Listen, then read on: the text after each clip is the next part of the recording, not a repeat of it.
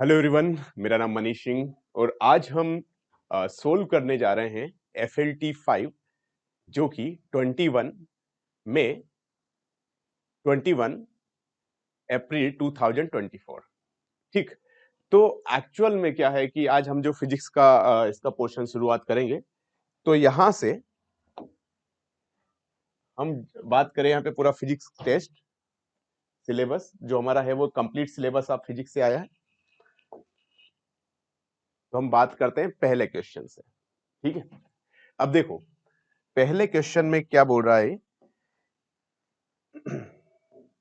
पहले क्वेश्चन में बोला जा रहा है कि A and B are two vectors and theta is the angle between them and A cross B is equal to A dot B। A cross B का जो मैग्नीट्यूड है वो A dot B के बराबर है।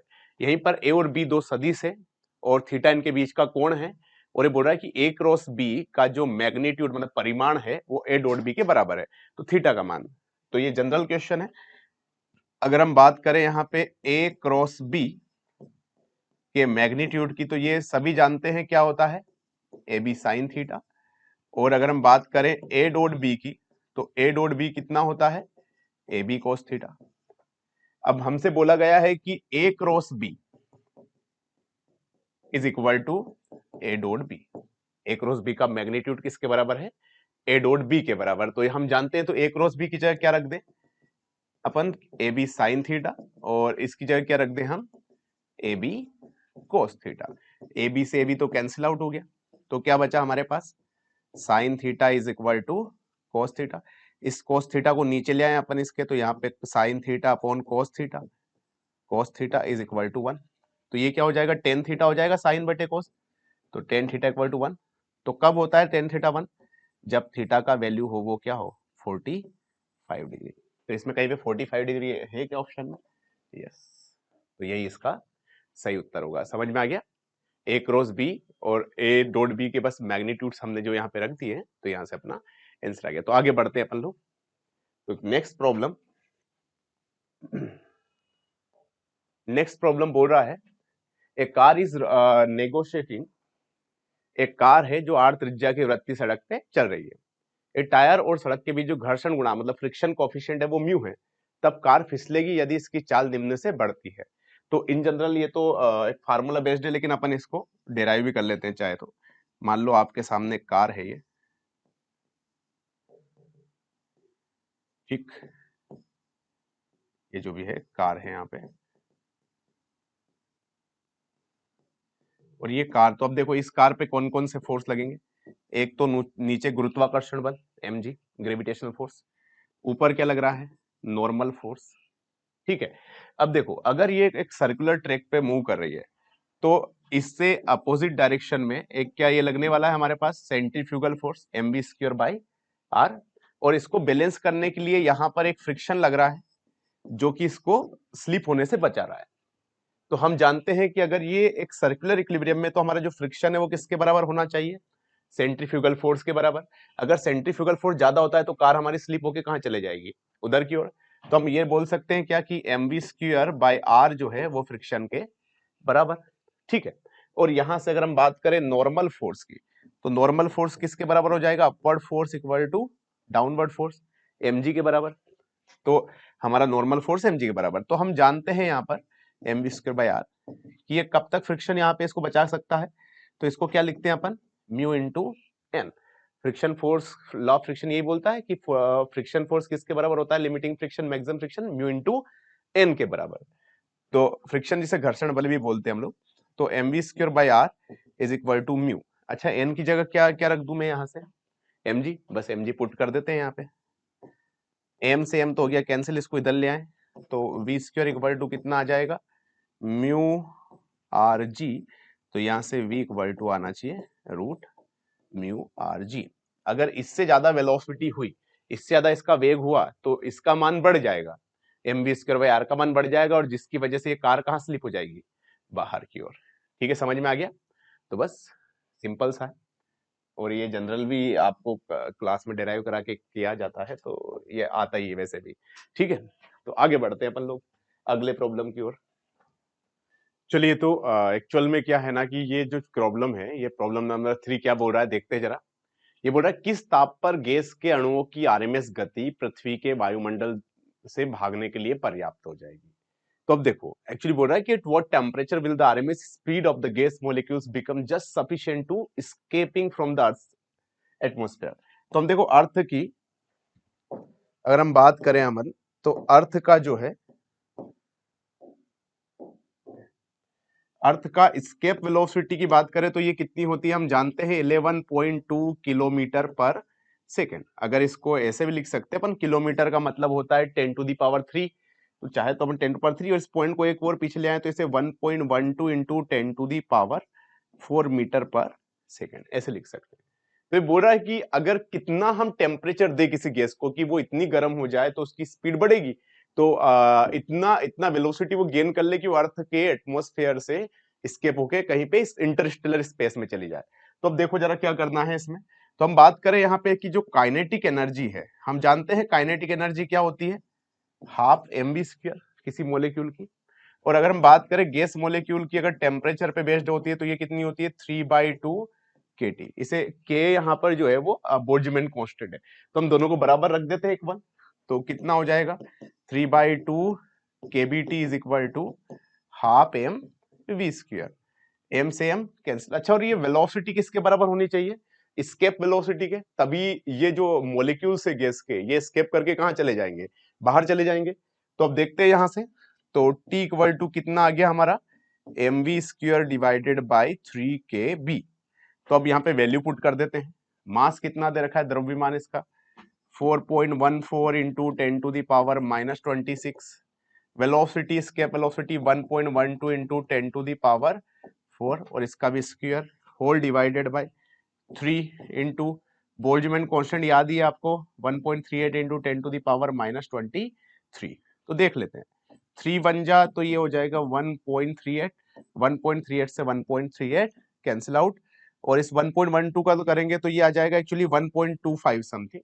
तो 1.25 इंटू 10 टू पावर -26 है और ये नीचे 23 है, तो ये 20 -23 ये बचा, और 20 पावर 4 का ये तो 8 ये तो 20 10 टू पावर 5 बच जाएगा। तो आपका आंसर करीब आना चाहिए यहाँ पर 12.5 इंटू 10 टू दी पावर 4। इतना केल्विन टेम्परेचर होना चाहिए। तो कहीं पे देखते हैं कहीं ऑप्शन में, तो yes this is the right option. ठीक है, तो हम लोग यहां से इजीली बस निकाल सकते हैं, बस काइनेटिक एनर्जी को किसके बराबर करना है 3/2 kT के बराबर। ठीक है, आगे बढ़ते हैं यहां से। तो इसको देख लीजिए एक बार, समझ में आ गया होगा मेरे ख्याल से पूरा। तो हम आगे बढ़ते हैं यहां से। तो अब देखो क्वेश्चन नंबर 2 बोल रहा है कि 2 point charges A and B, दो आवेश हमारे पास ए और बी, जिन पर प्लस क्यू और माइनस क्यू एक दूसरे निश्चित दूरी पर रखे हैं, यदि उनके बीच एफ बल है। तो अपने पास दो चार्जेस, दो आवेश है, एक के पास क्यू मान लेते हैं और दूसरा क्या है माइनस क्यू। यदि ए का 50% आवेश बी पर विस्थापित कर दे। अच्छा, 50% का मतलब क्या होगा, आधा, 50% मतलब आधा कर दिया अपन ने। तो अपन ने क्या किया कि इसका जो 50% है वो इसको दे दिया अपन ने 50% चार्ज। तो अच्छा, इसका 50% गया तो ये कितना बचा भैया, निकाल लेते हैं। इसका 50% तो पहले क्यू था, उसमें q/2 चला गया, तो एक इस पर बचा q/2। अब इस पे कितना आ गया, ये समझ में आ गया होगा कि पहले यहाँ पर q था, उसमें से q/2 इस पे चला गया। ठीक है, तो इसका q/2 कम हो गया, और इस पे माइनस q था और इस पे प्लस q/2 क्या हो गया होगा, बढ़ गया होगा। इससे आधा चार्ज किसको दे दिया, इसको शिफ्ट कर दिया अपन ने। तो अच्छा, इस पे चार्ज कितना हो गया, ये हो गया हमारा q/2 माइनस q/2। तो इस पे जो नया चार्ज आ गया वो तो q/2 हो गया, और इस पे कितना हो गया माइनस q/2। ठीक है, तो अब देखो कितना आसान है। अभी बोल रहा है कि जब ये q एंड माइनस q था तो इसके बीच लगने वाला फोर्स क्या होता है, F है, तो इसके बीच कितना फोर्स लगेगा। तो देखो कितना आसान है, कितना फोर्स लगेगा इनका बताओ जरा। F इज इक्वल टू दे रखा होता है K Q डिवाइडेड बाय जो भी इनके बीच कुछ सेपरेशन होगा, ये पहली कंडीशन का फोर्स। अच्छा, दूसरी कंडीशन में अगर हम बात करें तो ये वाला फोर्स मान लेते हैं F डैश।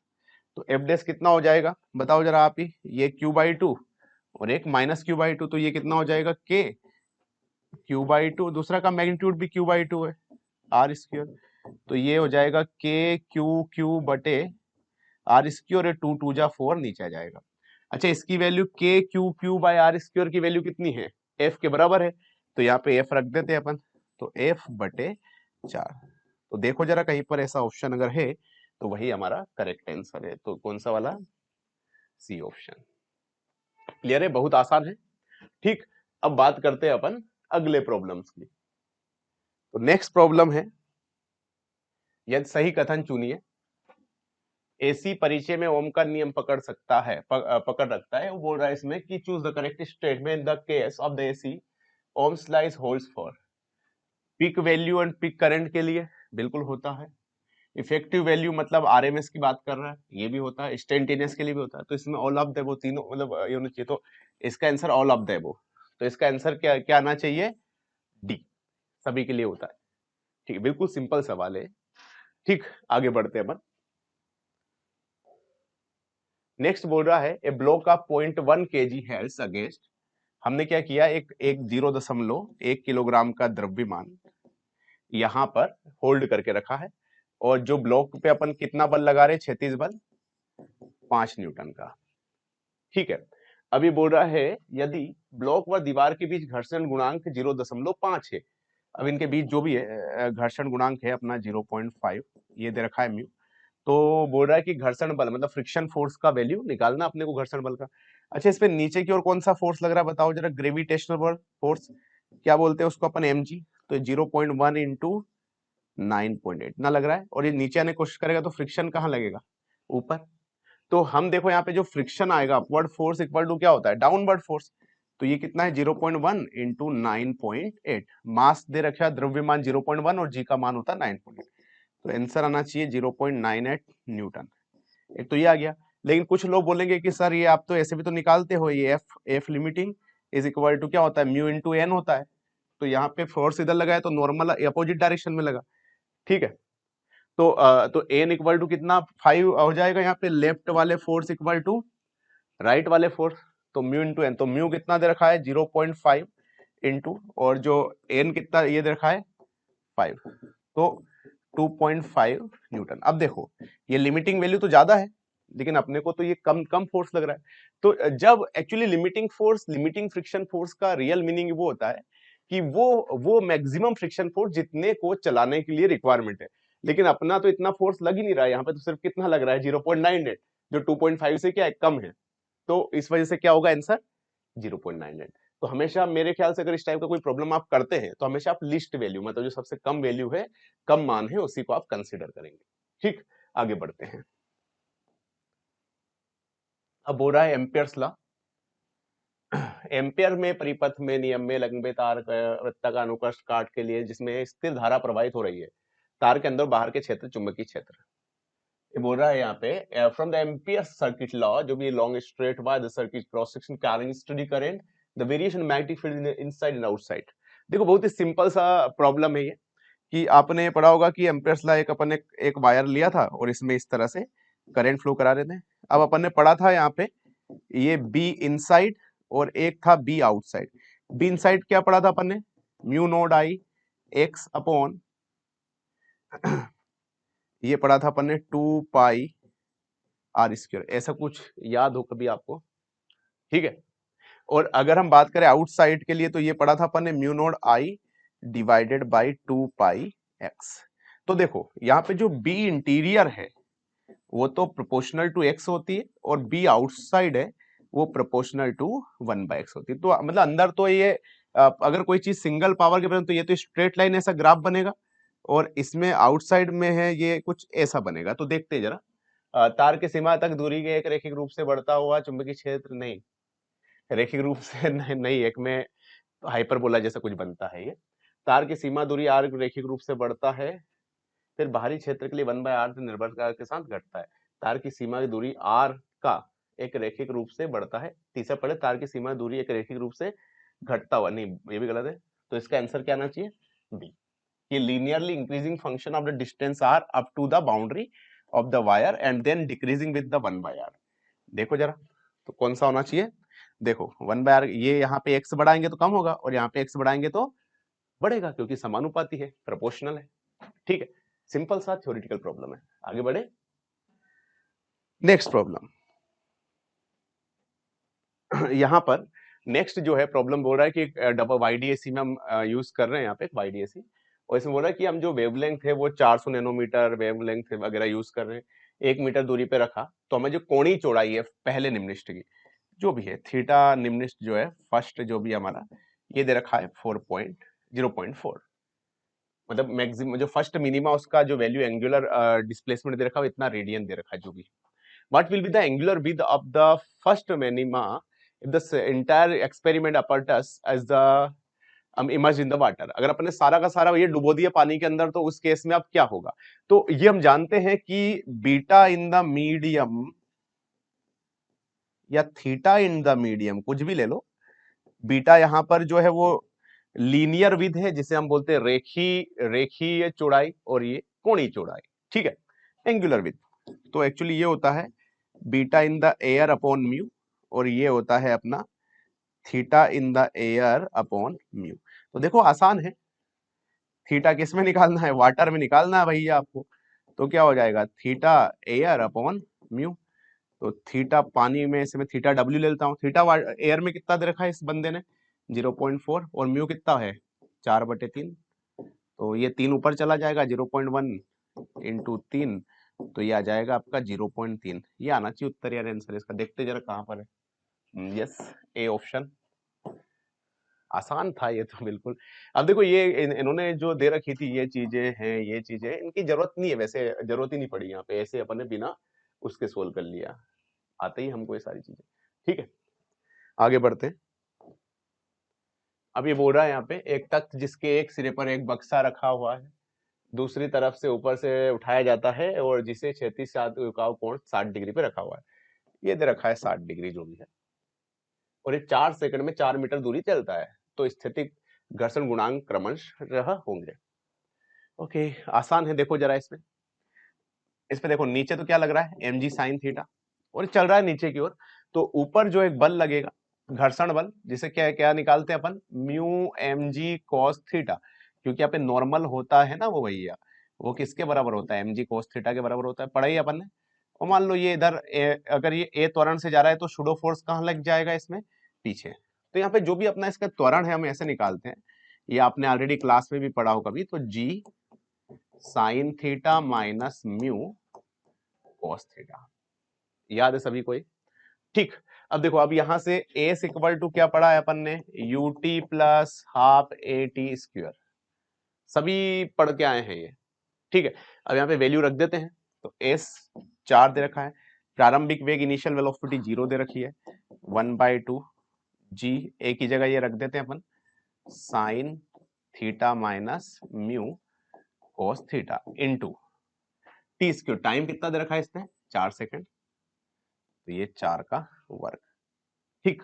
तो ये हो जाएगा 16/2 8g, तो यहां से आ जाएगा आपका 4 इज इक्वल टू 16/2, ये 8 जी की वैल्यू में 10 ले लेता हूं तो ये 80 कर लेता हूं मैं, साइन थीटा का मान कितना जगह 60 डिग्री, तो ये जो भी अपना sine 60 degree minus mu cos 60 degree, तो यहाँ पे मान रख देते अपन, और क्या 4 एकम 4, 4 दूना 8, 1/20, तो ये चाहे तो 20 को नीचे ले आए अपन, तो ये आ जाएगा 1/20 बराबर साइन 60 का मान होता है √3/2 माइनस, और कोस 60 की वैल्यू होती है 1/2, इस 1/2 म्यू को इधर ले आओ, तो यहाँ पे इधर आ जाएगा μ/2 बराबर √3/2 की वैल्यू होती है 0.866, और ये प्लस है उधर जाके क्या हो जाएगा माइनस, और 1/20 की वैल्यू ऑलरेडी जानते हो आप 0.05, 0.05,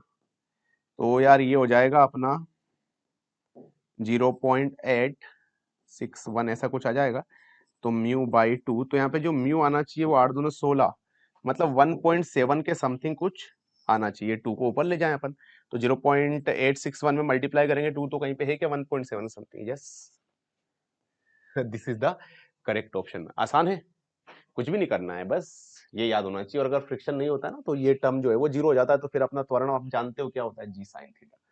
ठीक, आगे बढ़े। नेक्स्ट प्रॉब्लम है, एक पेंडुलम को पर्याप्त ऊंची इमारत से छत से लटका कर एक साधारण हार्मोनिक ओसिलेटर की तरफ स्वतंत्र रूप से इधर उधर घूम रहा है। माध्य स्थिति में 5 मीटर दूरी पर लोलक के गोलक का त्वरण ये है। आवर्तकाल निकालो। इससे आसान सवाल क्या हो सकता है बाबा? यहाँ पे क्या है, त्वरण पढ़ा है यार आपने, ओमेगा स्क्वायर एक्स, ये होता है मैग्नीट्यूड।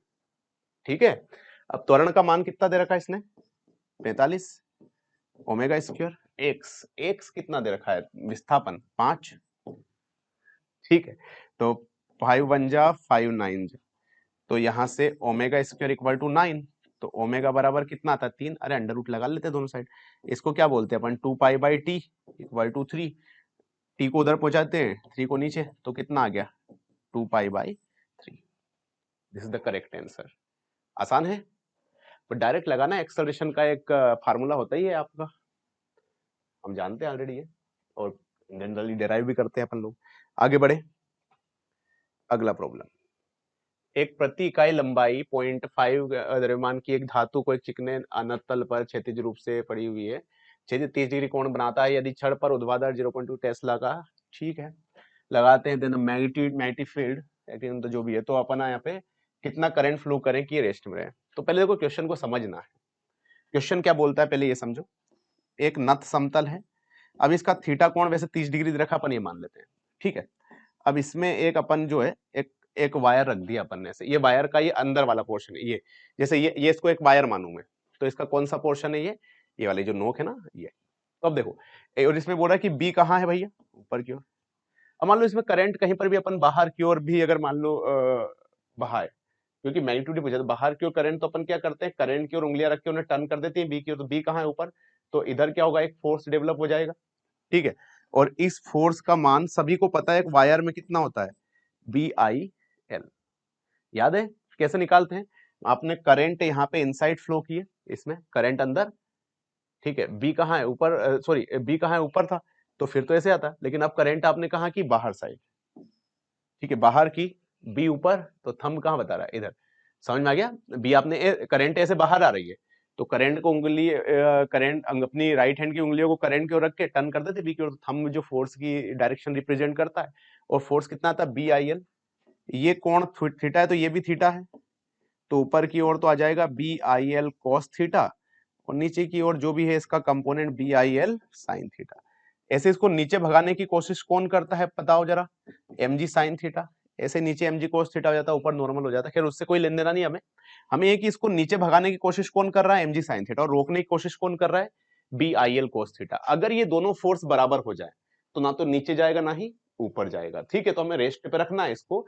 तो क्या ये बी आई एल समझ में आ गया कैसे? करंट बाहर आई, थंब उंगलियों को बाहर की ओर करके टर्न कर दो ऊपर, तो यहाँ पे जो थंब जो है वो रिप्रेजेंट करता है किसको? किसको रिप्रेजेंट करता है थंब? यहाँ पे direction of the force. Clear? तो यहाँ से बी आई एल इधर लगता है, इसका एक कंपोनेंट ये कोस साइन, तो अपन बस दोनों को बराबर कर देते हैं। तो B I L cos theta is equal to M G sine theta. इसको नीचे ले आते हैं, अपन को करंट निकालना है, तो ये आ जाएगा आपका M G sine theta upon B L cos theta. तो जो भी है साइन अपन कोस तो टेन होता है। चलो, तो देखो मास पर यूनिट लेंथ दे रखा है इसने, कितना दे रखा है मास पर यूनिट लेंथ? 0.5 है ना। इसने m बाई एल की वैल्यू दे रखी है 0.5, और क्या दे रखा है? g की वैल्यू 10 मान लेते हैं ना। साइन बाई कोस क्या होता है? टेन थीटा, और 10 कितना होता है? 30 डिग्री पे कितना एंगल दे रखा है? 30 डिग्री। 10 30 डिग्री पे होता है 1/√3। क्लियर है? उसके बाद और क्या बचा? एल तो m बाई एल पे हो गया कवर। बी कितना दे रखा है? 0.5। 0.5 देखो, 0.5 से 0.5 कैंसिल, तो 10 अपॉन, और ये √3 की वैल्यू होती है 1.732। तो अब देखो 2 से डिवाइड करते तो 5 आता, तो 1.732 से अगर डिवाइड करेंगे 10 में, तो थोड़ा सा 5 से थोड़ा सा ज्यादा आ जाएगा। तो 5 से थोड़ा ज्यादा कौन सा वाला है? 5.66। So this is the right answer of this question. तो यही इसका सही आंसर है। आगे बढ़े, तो अगला जो प्रॉब्लम है, समझ में आ गया होगा मेरे ख्याल से, बहुत आसान है। B I L cos theta equal to M G sine theta. आगे बढ़ते हैं। अब बोल रहा है यहाँ पे 0.1 मीटर व्यास वाले की एक लंबी परिनालिका में प्रति मीटर 2 × 10⁴ फेरे हैं। परिनालिका के केंद्र में 1000 घुमाव की कुंडली और 0.01 मीटर त्रिज्या की परिनालिका में धारा 0.5 के लिए इसकी दर से 4 एम्पियर से 0 एम्पियर हो जाती है। यदि प्रतिरोध ये है तो इस समय में कुंडली माध्यम प्रवाहित होने वाला आवेश। सेम क्वेश्चन दे रखा है, आपको क्वेश्चन दिख ही रहा होगा कि एक लॉन्ग सोलेनोइड लिया अपने को अपन ने, ठीक है, जिसका कुछ डायमीटर दे रखा है और इसमें जो भी इसमें number of turns per unit length n equal to दे रखा है 2 × 10⁴, ठीक है। और इसके अंदर इनने क्या किया, एक कोयल रख दी यहाँ पे, ठीक है। इस कोयल के बारे में जो कहना है इनका, ये जो कोयल जो है भैया यहाँ पे रखी है, तो अपन ने आप जानते हो कैसे निकालेंगे इसको। अच्छा, आवेश कैसे निकालते हैं अपन? आवेश निकालते हैं अपन Q इंड्यूस, सभी ने पढ़ा है ये, N delta phi upon R। आवेश चार्ज पे डिपेंड नहीं करता है, पता होगा आपको ये, ठीक है। तो देखते हैं जरा, तो यहाँ पे N, अच्छा डेल्टा फाई, फाइनली तो करंट जीरो है तो उसमें तो फिर अपना फ्लक्स जीरो हो जाएगा जनरली। तो अब यहाँ पे क्या होता है, डी फाई को तो अपन इसको लिख दें अपन B × A divided by R। Flux क्या होता है, delta phi equal to B A cos theta होता है, लेकिन अब ये एक्सिस इसी डायरेक्शन में रखी हुई है तो एक्सिस तो यहाँ पे cos 0 है तो यहाँ पे 1 हो गया। तो अपन यहाँ पे डेल्टा फाई क्या लिख सकते हैं, flux equal to B × A होता है जनरली। तो अब देखो यहाँ पे कैसे नंबर ऑफ टर्न्स, इसकी बात करें अपन तो ये और भी इसमें कितने दे रखे इस बंदे ने, 1000, तो 1000। अच्छा, इस B का मान निकाले, तो B कैसे निकालोगे भैया, B इक्वल टू परिनालिका का याद होगा सबको, म्यू नॉट NI, ठीक है। तो अब देखो N, ये B की जगह डायरेक्ट में ये रख रहा हूं, तो म्यू नॉट का जो मान होता है वो क्या होता है, 4 पाई × 10⁻⁻⁷। N कितना रखा है, number of turns per unit length, मतलब इकाई लंबाई में फेरों की संख्या, 2 × 10⁴ इंटू करंट भी दे रखा होगा कहीं ना कहीं 4 एम्पियर, होल डिवाइडेड बाय, और सॉरी अभी तो B हुआ, एरिया, एरिया कितना हो जाएगा इसका, जो कुंडली है इसका, पाई r², तो पाई r भी कुछ दे रखा होगा इसका, कितना दे रखा है इसका रेडियस, 0.01। अच्छा, 0.01 को हम क्या लिख सकते हैं, 10⁻²। अरे पाई r² होता है ना यार, इस वाली जो कोयल का एरिया क्या होगा, पाई r², क्रॉस सेक्शन एरिया ही तो जानना है हमें। तो क्या हो गया भैया, पाई r², r दे रखा है देखो कितना, 0.01 मतलब 0.10⁻²। उसका भी अगर वर्ग करेंगे तो ये आ जाएगा 10⁻⁴ बटे रेजिस्टेंस, ये दे रखा है 10 पाई²। देख लेते हैं क्या आंसर आता है, 2 पाई से ये पाई² कैंसिल आउट, 1 0 से 1 0 ये कैंसिल आउट हो गया। अब देखो 10⁴ से 10⁻⁻⁴, ठीक है। तो और यहां पर देखो 4 दूना 8, 8 चौका 32 और 10 ये 100 जो हमारा 3200 गुणित 10⁻⁻⁷। तो अपन इसको ऐसा लिख सकते हैं क्या, 320 × 10⁻⁻⁶। तो अपना आंसर आना चाहिए 320 माइक्रो कूलम। देखते कहीं ना कहीं छुपा हुआ आंसर, हाँ है, ठीक है, 320 माइक्रो कूलम। तो this is the correct answer. Okay, आगे बढ़ते हैं। तो नेक्स्ट जो है वो है m द्रव्यमान का एक बेलन, L लंबाई और जिसकी जो त्रिज्या है वो क्या है, √3 गुना है। तो इसके स्वयं के अक्ष पर व इसके अक्ष के लंबवत मोमेंट ऑफ इनर्शिया, जड़त्व आघूर्ण का अनुपात निकालना है। ये भी चिरकुट सवाल है, देखो इसको I1/I2 मान लेते हैं। अच्छा, स्वयं के अक्ष पर बेलन का कितना होता है, mr²/2 और उसके लंबवत अक्ष पर mr²/4 प्लस ml², ठीक है। और यहाँ पे बंदा दे रखा है कि L जो है वो क्या है, √3 R के बराबर है। तो ये हो गया आपका mr²/2 divided by mr²/4 plus m √3R। इसका वर्क करेंगे तो L की जगह √3R कर दें, तो वर्क करेंगे तो कितना आ जाएगा, 3R², ठीक है। और डिवाइड सॉरी ml²/12 होता है, डिवाइडेड बाई 12, 3 एकम 3, 3 चौक 12। तो ऊपर तो बचा यहाँ पे mr²/2। याद है सभी को ये, अगर मान लो ये ऐसे, जैसे ये बेलन है ऐसे घूम रहा होता है तो mr²/2 होता है, और अगर ऐसे घूम रहा होता है तो mr²/4 प्लस ml²/12 ये होता है एक्चुअली, हम जानते हैं सभी। तो अब यहाँ से इसको देखें तो mr²/2 हो गया और ये 1/4 ये भी 2, ये कैंसिल हो, तो इसका आंसर तो 1:1 आना चाहिए। देखते हैं जरा कहीं पर है क्या ऑप्शन में। हाँ 1 है, बस यही करेक्ट आंसर है। ठीक, आगे बढ़ते हैं। Question number 14। अब बहुत आसान आसान सवाल बचे हैं। देखो सार्थक अंक 9.9 माइनस, देखो कितना आसान है, समझना पहली बात को।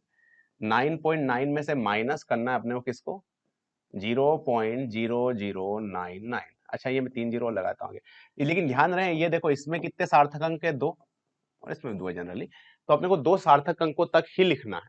अगर कभी भी हम प्लस माइनस गुणा कुछ भी करें तो हमें सबसे मिनिमम जिसमें मतलब न्यूनतम जिसमें सार्थक अंक है हम उन्हीं को ही कंसिडर करते हैं। हमारी जो भी संख्या आती है, ये भी नीट 2021 में भी एक सवाल आया था, वो तो उसमें 1.4 मल्टीप्लाई कुछ दे रखा था एक्चुअली सर, तो एक्चुअली और लेकिन आया था 1.39 ऐसा कुछ आया था, लेकिन हमें सिर्फ 2 सार्थक अंकों तक ही निकालना था, तो वो डिक्टो सेम टाइप प्रॉब्लम है ये। तो अब देखो ये कितना हो गया, 10 में से 9 गया तो 1, ठीक है। अब ये कितना हो गया, 10 में से 9 गया तो 1, और ये हमारा जो हो जाएगा ये 10, तो ये जो भी है 0, 1 सॉरी 9 इस तरह से आ जाएगा हमारा जो भी है। तो 8.9 ऐसा कुछ तो भी इस टाइप का कुछ आ जाएगा हमारा। अब देखो यहाँ पे समझने वाली बात क्या है कि इसको 0.89 को भी अपन 9.9 ही लिख सकते हैं समथिंग, और यहाँ पर भी 2 सार्थक अंक है, तो यहाँ पे भी क्या होने चाहिए, 2 सार्थक अंक। अब देखो अब ये तो बिल्कुल एकदम करीब करीब पहुंच रहा है 9.9 के, 9.8 तो पॉसिबल ही नहीं है क्योंकि आगे भी क्या आ रहा है, समथिंग 9 आ रहा है। ये भी संभव नहीं है क्योंकि इसमें 4 है, इसमें 3 है, इसमें 2 है, लेकिन 9.8 तो हो ही नहीं सकता, तो कौन सा राइट आंसर है, 9.9। तो याद रखें कभी भी आप जोड़ घटाव गुणा भाग करते हैं तो जो न्यूनतम सार्थक अंक होते हैं आप उतना ही संख्या लेना होता है, जो फाइनल उत्तर आता है उसमें। तो चलिए आगे बढ़ते हैं। क्वेश्चन नंबर 15, के बल नियतांक वाली स्प्रिंग को 1 5 3 5 में तोड़ देते हैं, ठीक है, तो श्रृंखला और श्रेणी में जोड़ते हैं। तो देखो यार बहुत सिंपल है, एक मान लेते हैं के और इसकी लंबाई क्या है एल। अब इसको तोड़ दिया अपन ने 3 पार्ट में, 1 3 और 5 लंबाई में, ऐसे बोल रहा है। अच्छा श्रेणी में जोड़ेंगे तो वापस जुड़ जाएगा, तो जो अगर मैं बात करूं के श्रेणी जो क्या रखा है के डैश, तो के डैश का मान तो जो है वो क्या रहेगा, ये श्रृंखला में जोड़ा ना, ये श्रेणी में, ऐसे यहाँ पे देखो सीरीज में, ये के डैश। तो अब यहां से बोल रहा है कि अब जो अगर मैं इसको इस श्रेणी में जोड़ेंगे तो वापस ऐसा कैसे बन जाएगा, लेकिन अगर मैं पैरेलल जोड़ दूं मतलब इसको एक, फिर एक ये थोड़ा सा ये और ये थोड़ा सा बड़ा, अब इनको अपन ने क्या किया, 1 3 5 वाले को जोड़ दिया। अब देखो याद रखें अगर आप एक छोटा स्प्रिंग लेते हैं तो आप एक्चुअली उसका जो के का मान बढ़ाते हैं, जैसे आप आपसे बोलूं कि ये इतना लंबा स्प्रिंग है, इसको अगर आपको खींचना है या प्रेस करना है तो एक्चुअल में आपको जितना बल लगाना पड़ेगा।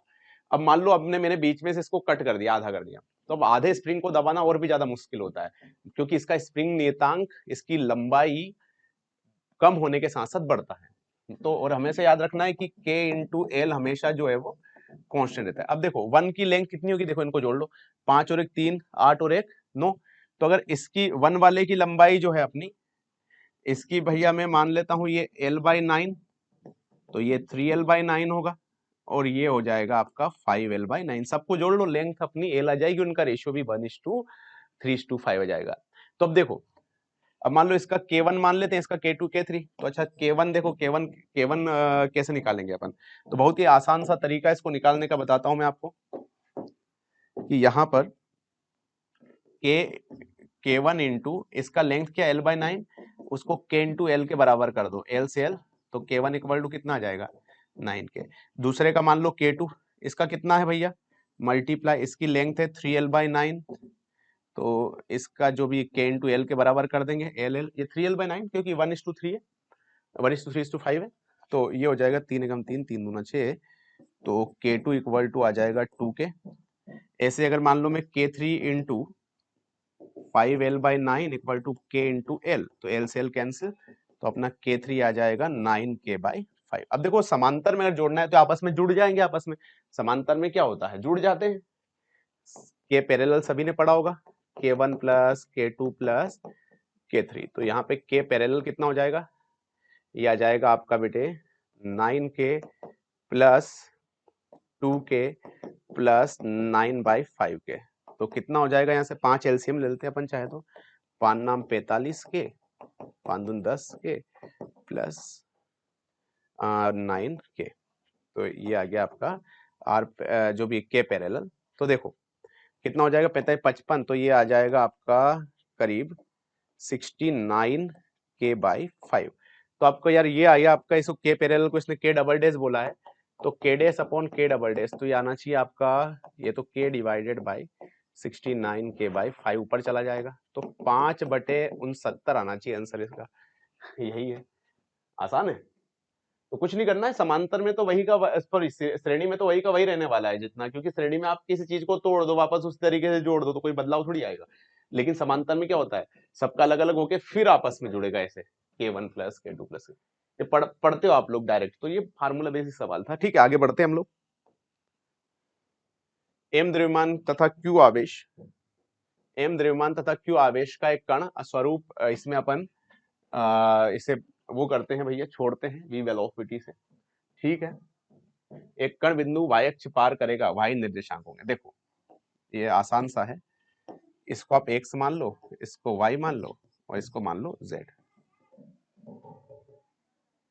अब समझना मेरी बात को, एक पार्टिकल को आपने x एक्सिस में प्रोजेक्ट किया, b वेलोसिटी, तो इसका v इक्वल टू तो क्या हो गया b। अब यार यहाँ पे ये ऐसे जा रहा है, अच्छा b जो है यहाँ पे मैग्नेटिक फील्ड, वो कहाँ है यहाँ पे भैया, ये सॉरी वेलोसिटी किसने कितना दे रखा है इस बंदे ने, वेलोसिटी दे रखा a, ठीक है, वेलोसिटी दे रखा है।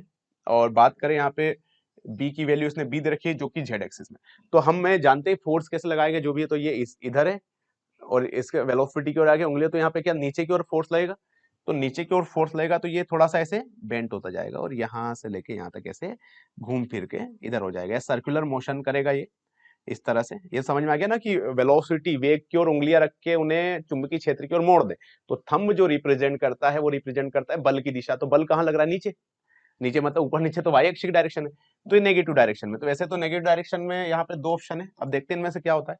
तो अब देखो ये वाई अक्ष कोऑर्डिनेट मतलब अपने को ये वाली दूरी निकालनी है, तो ये कितनी होगी भैया, ये आर और आर है, तो यहाँ से अपन यहाँ से इसको क्या बोल सकते हैं 2r डिस्टेंस। तो अच्छा आर कितना पढ़ा है बच्चों ने, mv/qb, पता होगा सभी को ये फार्मूला, एम वी कितना दे रखा है इस बंदे ने a, q को q दे रखा और ये b को b, लेकिन ये तो कितना, ये y कोऑर्डिनेट किसके बराबर है इसका 2y के बराबर, सो 2r के बराबर, तो y इक्वल टू 2r, तो देख लेते हैं जरा, तो y इक्वल टू 2r मतलब 2ma अपॉन qb, और ये नेगेटिव डायरेक्शन में होगा भैया, नेगेटिव डायरेक्शन में होगा, तो यहाँ पे देख लेते हैं अपन इसका, तो माइनस, तो ये आंसर आना चाहिए इसका, देखते हैं कहीं पे, तो यही इसका करेक्ट आंसर है।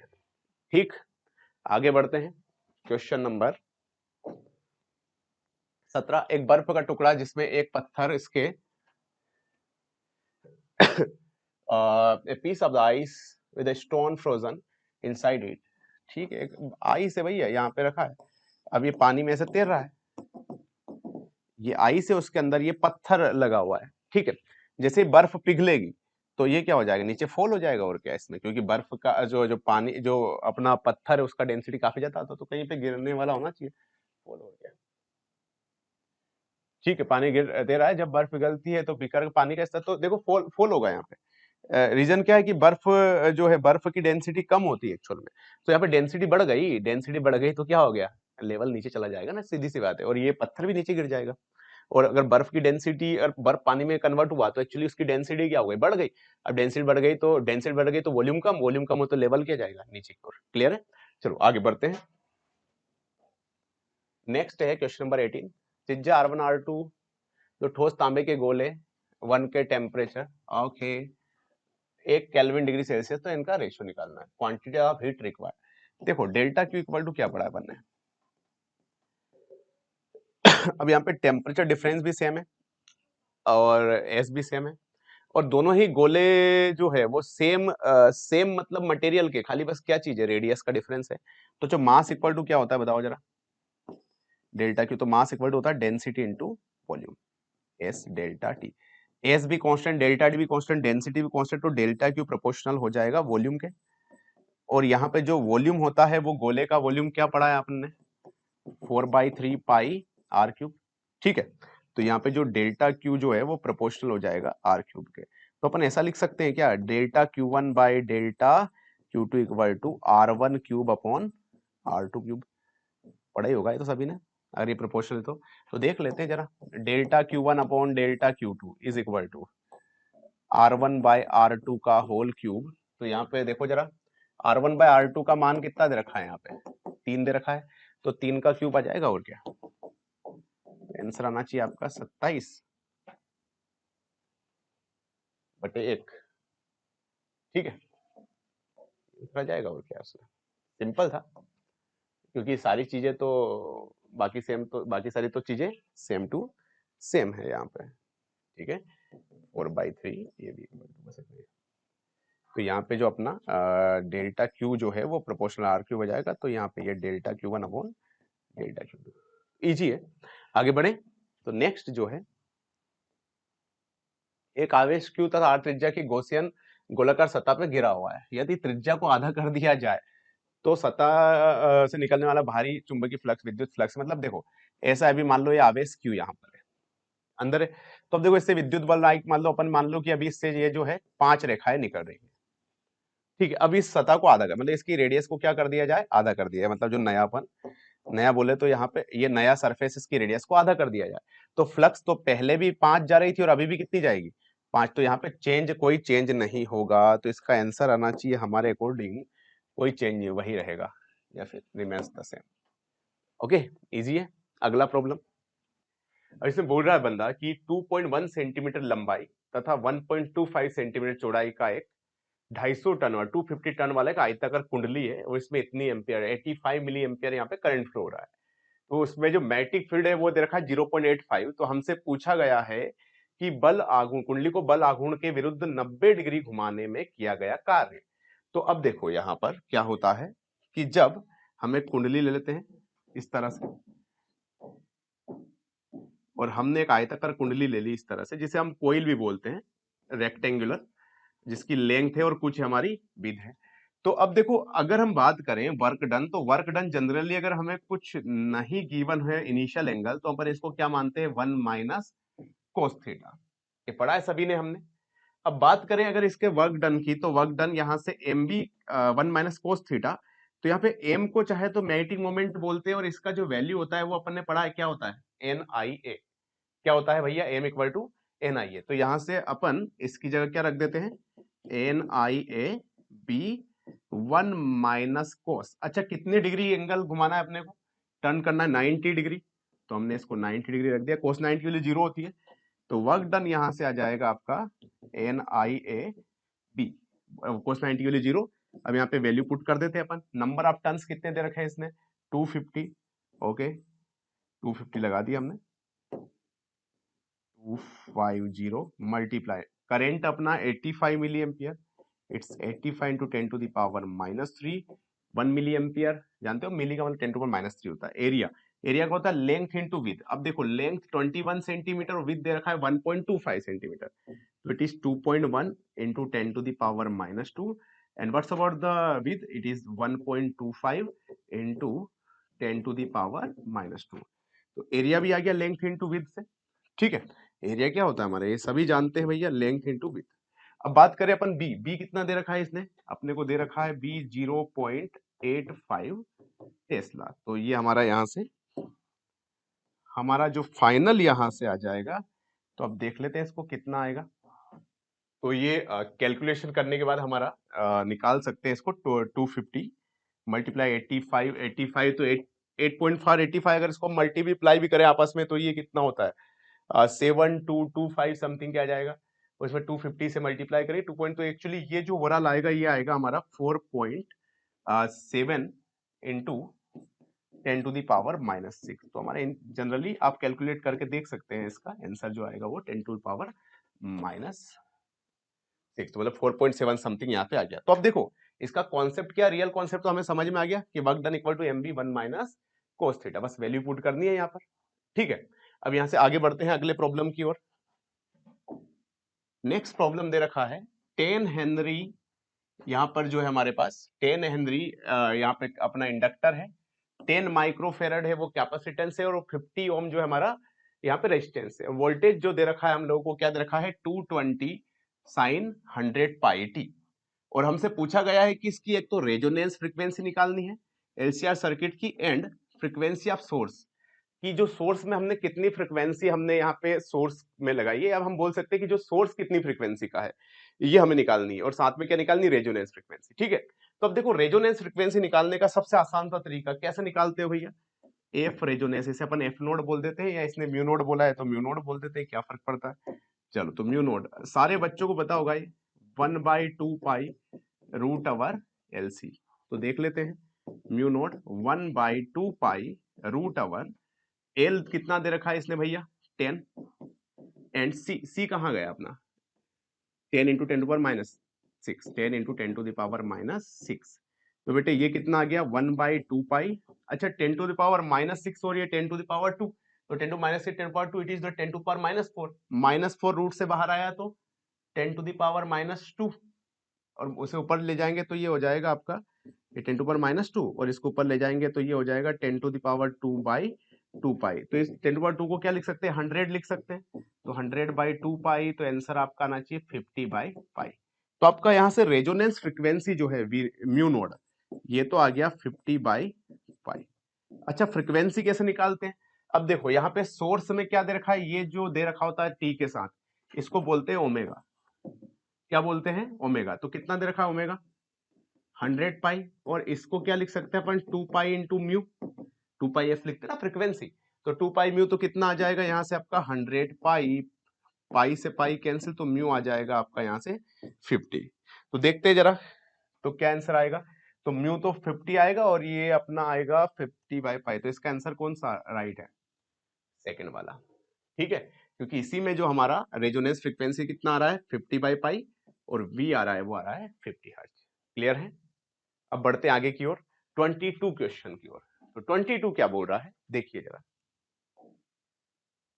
22 बोल रहा है the displacement x centimetre like that, ऐसा कुछ दे रखा है ये, and magnitude of the maximum acceleration of the particle. देखो यहाँ पे एक्चुअली क्या होता है, हमें डिस्प्लेसमेंट दे रखा है, सारी चीज दे रखी है, और हमसे पूछा गया मैक्सिमम एक्सेलरेशन। तो सभी को पता है कि मैक्सिमम एक्सेलरेशन की अगर मैं बात करता हूं कभी भी, तो हम क्या लिखते हैं भैया, ओमेगा स्क्वायर एंगुलर फ्रीक्वेंसी का स्क्वायर इनटू एम्पलीट्यूड, इसी को बोलते हैं अपन मैक्सिमम एक्सेलरेशन।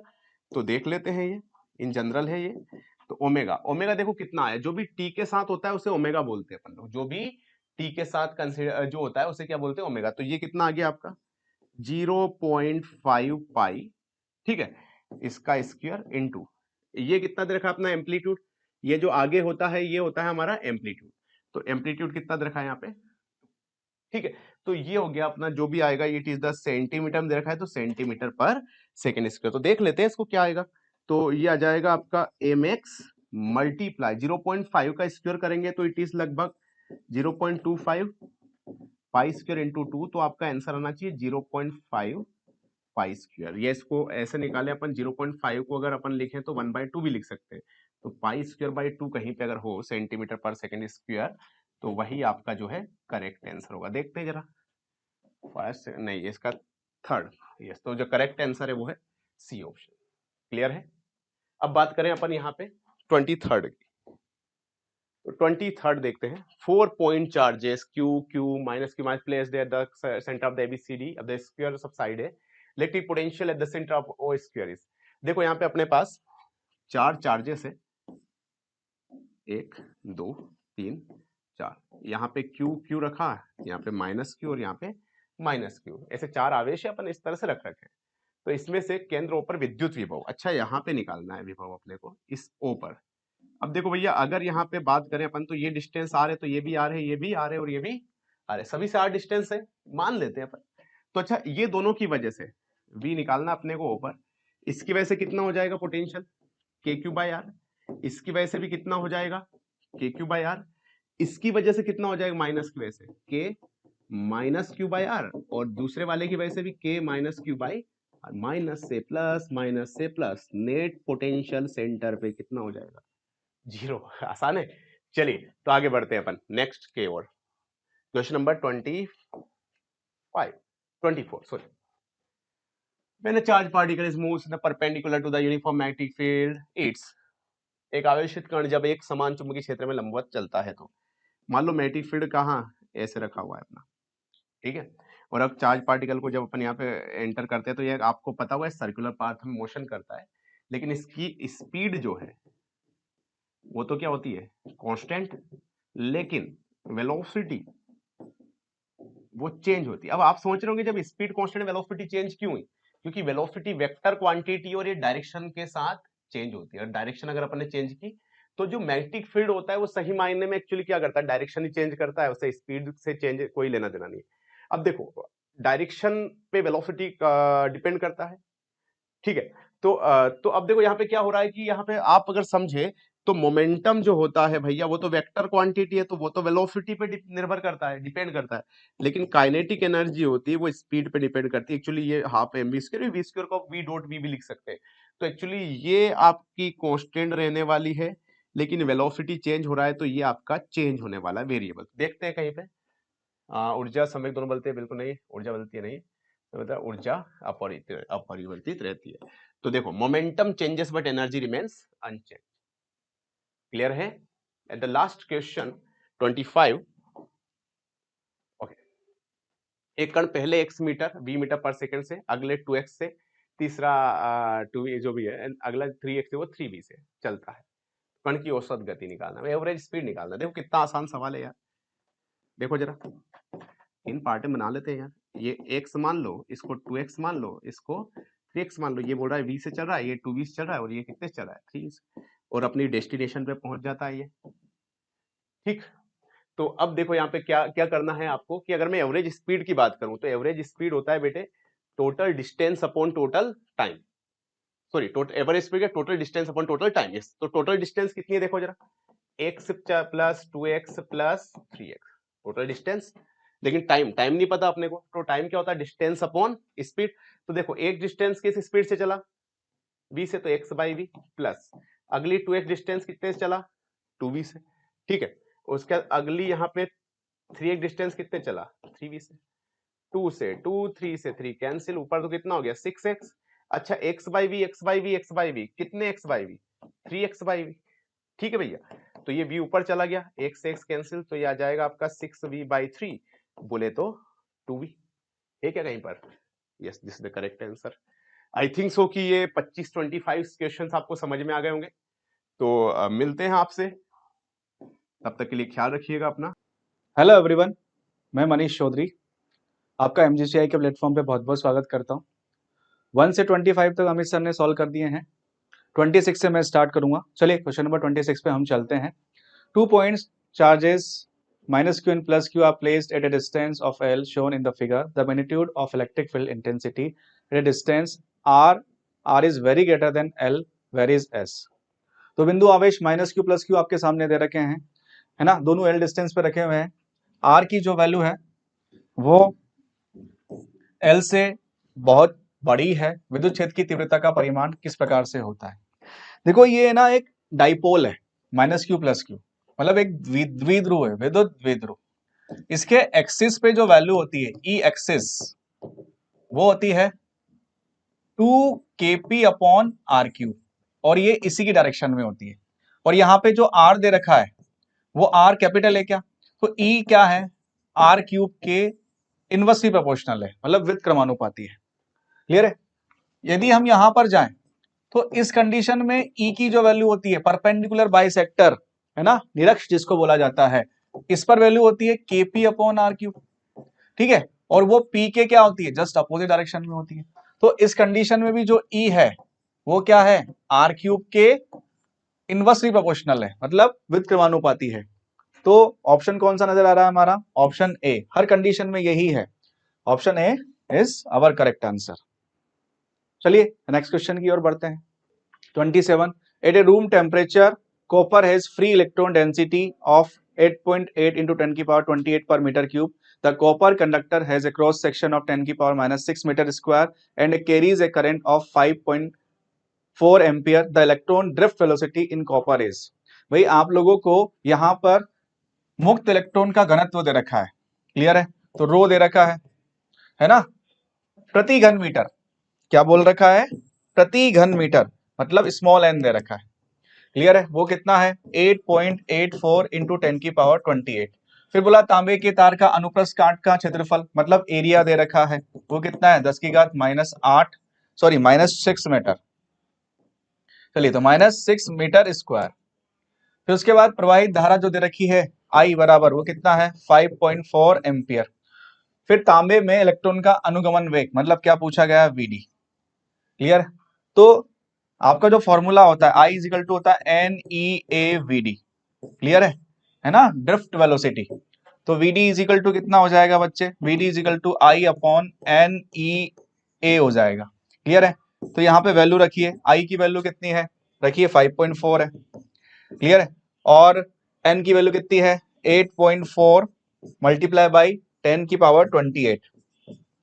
फिर और क्या दे रखा है E हम जानते हैं चार्ज ऑफ इलेक्ट्रॉन 1.6 इंटू 10 की पावर -19। और क्या आपको एरिया भी दे रखा है 10 की पावर -6। क्लियर है। आप इसको कट करिए, इसको कट करते हैं 1.6 और 8.4 को, तो ये कटता है 0.4 टाइम्स। तो VD इज इक्वल टू कितना 0.4। अब 10 की पावर 28 और 10 की पावर -19 -6 और -19 कितना होता है -25। तो 28 में से जाएगा तो 10 की पावर कितना बचेगा 3। इसको ऊपर लेके जाएंगे तो 0.4 इंटू 10 की पावर -3 मतलब 0.4 मिलीमीटर पर सेकेंड। क्लियर है। तो ऑप्शन सी हमारा करेक्ट आंसर है। चलिए next question number, the graph will show the variation of the de Broglie wavelength lambda of A particle and it's associated kinetic energy is. आपके सामने एक lambda square वाला graph दे रखा है 1/E के साथ। तो डी ब्रोगली वेवलेंथ का फॉर्मूला क्या होता है H/mv। क्लियर है। तो लैम्डा इज इक्वल टू क्या हो जाएगा H/√2me। क्लियर है। तो lambda square is equal to कितना हो जाएगा H/2me। तो यहां से यदि हम देखेंगे तो लैम्डा स्क्वायर क्या है 1/E के प्रपोर्शनल, मतलब समानुपाती है या नहीं है। मतलब लैम्डा स्क्वायर की वैल्यू यदि आप बढ़ाएंगे तो 1/E की वैल्यू बढ़ेगी, E की वैल्यू नहीं 1/E की। ठीक है। तो लीनियर ग्राफ मिलेगा। तो कौन सा ग्राफ मुझे लीनियर नजर आ रहा है ऑप्शन डी वाला। क्लियर है। तो ऑप्शन डी हमारा करेक्ट आंसर है। Next question number 29। Question number 29. A nucleus with mass number 240 breaks into two fragments each of mass number 120. The binding energy per nucleon of unfragmented nuclei is 7 megaelectron volt, while that of fragment is 9 megaelectron volt. The total gain in the binding energy in the process is। द्रव्यमान संख्या 240 वाला एक नाभिक है जो दो द्रव्यमान संख्या में टूटता है, एक 120 है ना और दूसरा भी 120 समान में टूट रहा है। अखंडित नाभिक की प्रति नाभिकीय बंधन ऊर्जा 7 मेगा इलेक्ट्रॉन वोल्ट है, जबकि टुकड़ों की प्रति नाभिकीय 9 मेगा इलेक्ट्रॉन वोल्ट है। तो प्रक्रिया में बंधन ऊर्जा में वृद्धि कितनी होगी। भाई 240 वाला था एक पेरेंट न्यूक्लियाई। क्लियर है। तो क्या दो प्रोडक्ट मिले क्या मुझे 120 मल्टी प्लस 120। क्लियर है। और मान लीजिए वो बी और सी मिले, तो आपको क्या निकालनी है बाइंडिंग एनर्जी। अब बाइंडिंग एनर्जी जो है वो क्या होगी 120 प्लस 120 मल्टीप्लाई बाई कितना है टुकड़ों वालों की कितनी है 9 मेगा इलेक्ट्रॉन वोल्ट। तो क्या 9 से मल्टीप्लाई करेंगे माइनस स्टार्टिंग में जो अखंडित है अनफ्रेगमेंटेड है उसका कितना है 240। ठीक है। और उसकी कितनी है 7 मेगा इलेक्ट्रॉन वोल्ट है। भाई इसने बोला ना प्रति नाभिकीय बंधन ऊर्जा, मतलब आपको दे तो रखी है पर एक की दे रखी है, तो कितने थे 240 है। ऐसे इसमें भी कितना है 120 120 क्या 240 है। चलिए कितना है 240 आपने दोनों में कॉमन ले लिया, कॉमन लेंगे तो क्या हो जाएगा 9 माइनस 7 कितना हो गया 240 मल्टीप्लाई बाई 2। क्लियर है। कितना हो जाएगा 480 मेगा इलेक्ट्रॉन वोल्ट। ठीक है। तो ये बाइंडिंग एनर्जी है 480 मेगा इलेक्ट्रॉन वोल्ट। कितनी है 480 मेगा इलेक्ट्रॉन वोल्ट। तो ऑप्शन सी हमारा सही आंसर है। चलिए नेक्स्ट क्वेश्चन नंबर 30 की ओर बढ़ते हैं। देखो ये आपको एक फुल वेव रेक्टिफायर वाला डायग्राम दे रखा है, देखते से पता लग रहा है। A full wave rectifier circuit along with the input and output voltage is shown in the figure. आपके सामने एक डायग्राम है। ठीक है। फुल वेव रेक्टिफायर वाला। ठीक है। तो इसमें दो डायोड है D1 और D2 और इस नीचे ग्राफ दे रखे हैं आप लोगों को। हिंदी में पढ़ देता हूं। एक पूर्ण तरंग दृष्टिकारी परिपथ में चित्र में दिखाया गया है। तो आपसे क्या पूछा गया, डायोड 2 का निर्गत वोल्टेज में योगदान क्या है, the contribution of output voltage from diode 2।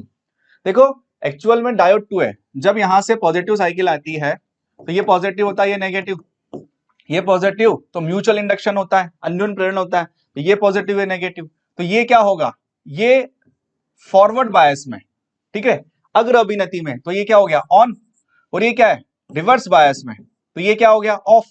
Clear है। तो पहली वाली में तो क्या है, डायोड D2 क्या है, ऑफ है। लेकिन जब जैसे ही हम बात करते हैं दूसरी वाली साइकिल आती है, ठीक है, दूसरी साइकिल मतलब ये नेगेटिव साइकिल, ये पॉजिटिव, ये नेगेटिव, तो क्या यहाँ नेगेटिव आएगा, ये पॉजिटिव हो जाएगा, तो ये नेगेटिव हो जाएगा, ये पॉजिटिव हो जाएगा, तो ये क्या हो जाएगा ऑफ और ये क्या हो जाएगा ऑन। क्लियर है। तो नेगेटिव साइकिल जहां पर भी है उसमें डायोड D2 क्या हो रहा है, ऑन हो रहा है। क्लियर है। तो एक तो नेगेटिव साइकिल ये वाली है, ठीक है, और एक क्या ये वाली है, तो बी और डी जो आपको मिल रहा है, इसने यही बोला कि contribution of output voltage from, क्या ये आउटपुट वोल्टेज है, तो कौन सा कंट्रीब्यूशन है, बी और डी का, तो ऑप्शन बी हमारा सही आंसर है। चलिए next question number 31, the figure show the variation of photo current with anode potential for a photosensitive surface for 3 different radiations, let IA, IB and IC be the the intensities, and FA, FB and FC be the frequencies for the curves A, B and C respectively। आपके सामने एक diagram दे रखा है, clear है, जिसमें आपको intensity दे रखी है। यदि वक्र A, B और C के संगत तीव्रताएं IA, IB और IC है और आवृत्तियां कितने हैं FA, FB और FC हो, तब आपको एक नीचे रिलेशन बना रखे हैं 4 ऑप्शन वाले। देखो एक्चुअली मैंने आप लोगों को बताया था कि यदि फ्रीक्वेंसी सेम है, क्या है, फ्रीक्वेंसी सेम है, तो स्टॉपिंग पोटेंशियल, ठीक है, स्टॉपिंग पोटेंशियल भी क्या होगा, सेम होगा। तो देखो FA और FB का स्टॉपिंग पोटेंशियल क्या है, सेम है, तो इनकी फ्रीक्वेंसी क्या है, सेम है, ठीक है। और जिनकी सैचुरेशन करंट सेम है, देखो ये B और C है, उनकी इंटेंसिटी मतलब तीव्रता क्या होगी, सेम होगी। तो किसका, IB और IC क्या है, सेम है। पर ध्यान से देखो IB और IC क्या ज्यादा है क्या, किससे, A से। देखो ये IB और ये IC है या नहीं है, पर क्या ये क्या है, IA, तो दोनों से ज्यादा है, किससे ज्यादा है, IA से। अब ऑप्शन मैच करवाते हैं। पहला option FA is equal to FB, ठीक है, FA बराबर क्या है FB एवं IA not equal to IB। देखो FA बराबर FB तो है, पर IA नॉट इक्वल टू क्या है IB, तो पहला ऑप्शन तो मेरा सही है। क्लियर है। दूसरे पर आ जाइए, FA बराबर FC, नहीं भैया FA FC से बराबर नहीं है। देखो ये जो FA है और FB है उससे ज्यादा है कौन, FC। देखो इसका स्टॉपिंग पोटेंशियल ज्यादा है, ये C वाले का है ना, तो ये VC है, ठीक है, तो ये ज्यादा है, तो ये वाला ऑप्शन तो क्या हो गया भैया, गलत हो गया।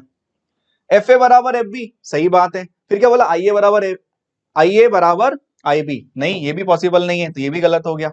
फिर क्या FA not equal to FB, नहीं ये तो शुरुआत में ही गलत हो गया, तो ऑप्शन ए हमारा करेक्ट आंसर है।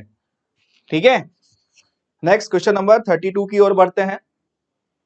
The surface of a metal is illuminated with the light of 400 nanometer. The kinetic energy of the ejected photoelectrons was found to be 1.59 electron volt. The work function of a metal is, आपके सामने SC की value दे रखी है, ये nanometre में दे रखी है, clear है, 1240 इलेक्ट्रॉन वोल्ट नैनोमीटर। ठीक है, एक मेटल है जिसपे कितना फोटोन गिरा बच्चे, कितने वेवलेंथ का, 400 नैनोमीटर का।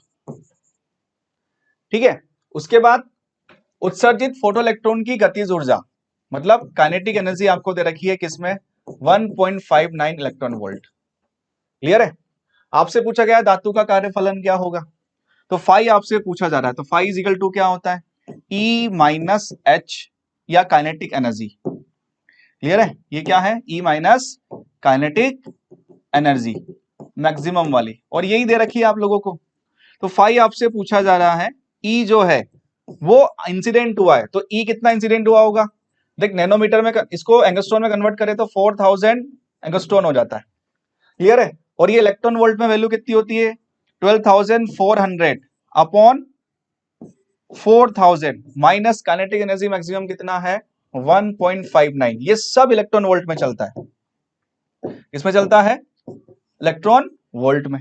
कट करिए इसको, 20 से 20 कट हो जाएगा, ये 4 से कट गया 31, ये 10 टाइम्स, तो 5 इक्वल टू कितना मिलेगा 3.1 माइनस 1.59, क्लियर है।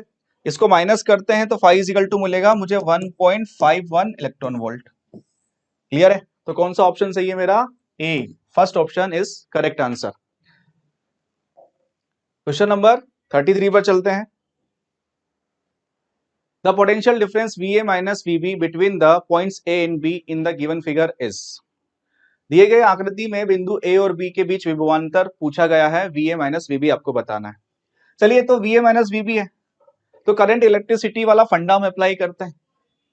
चलिए तो देखो यहां पे करंट कितनी है 2 एम्पियर, तो करंट की अकॉर्डिंग क्या डायरेक्शन बनाने क्या, तो हायर पोटेंशियल से लोअर पोटेंशियल, फिर क्या हायर पोटेंशियल से lower potential.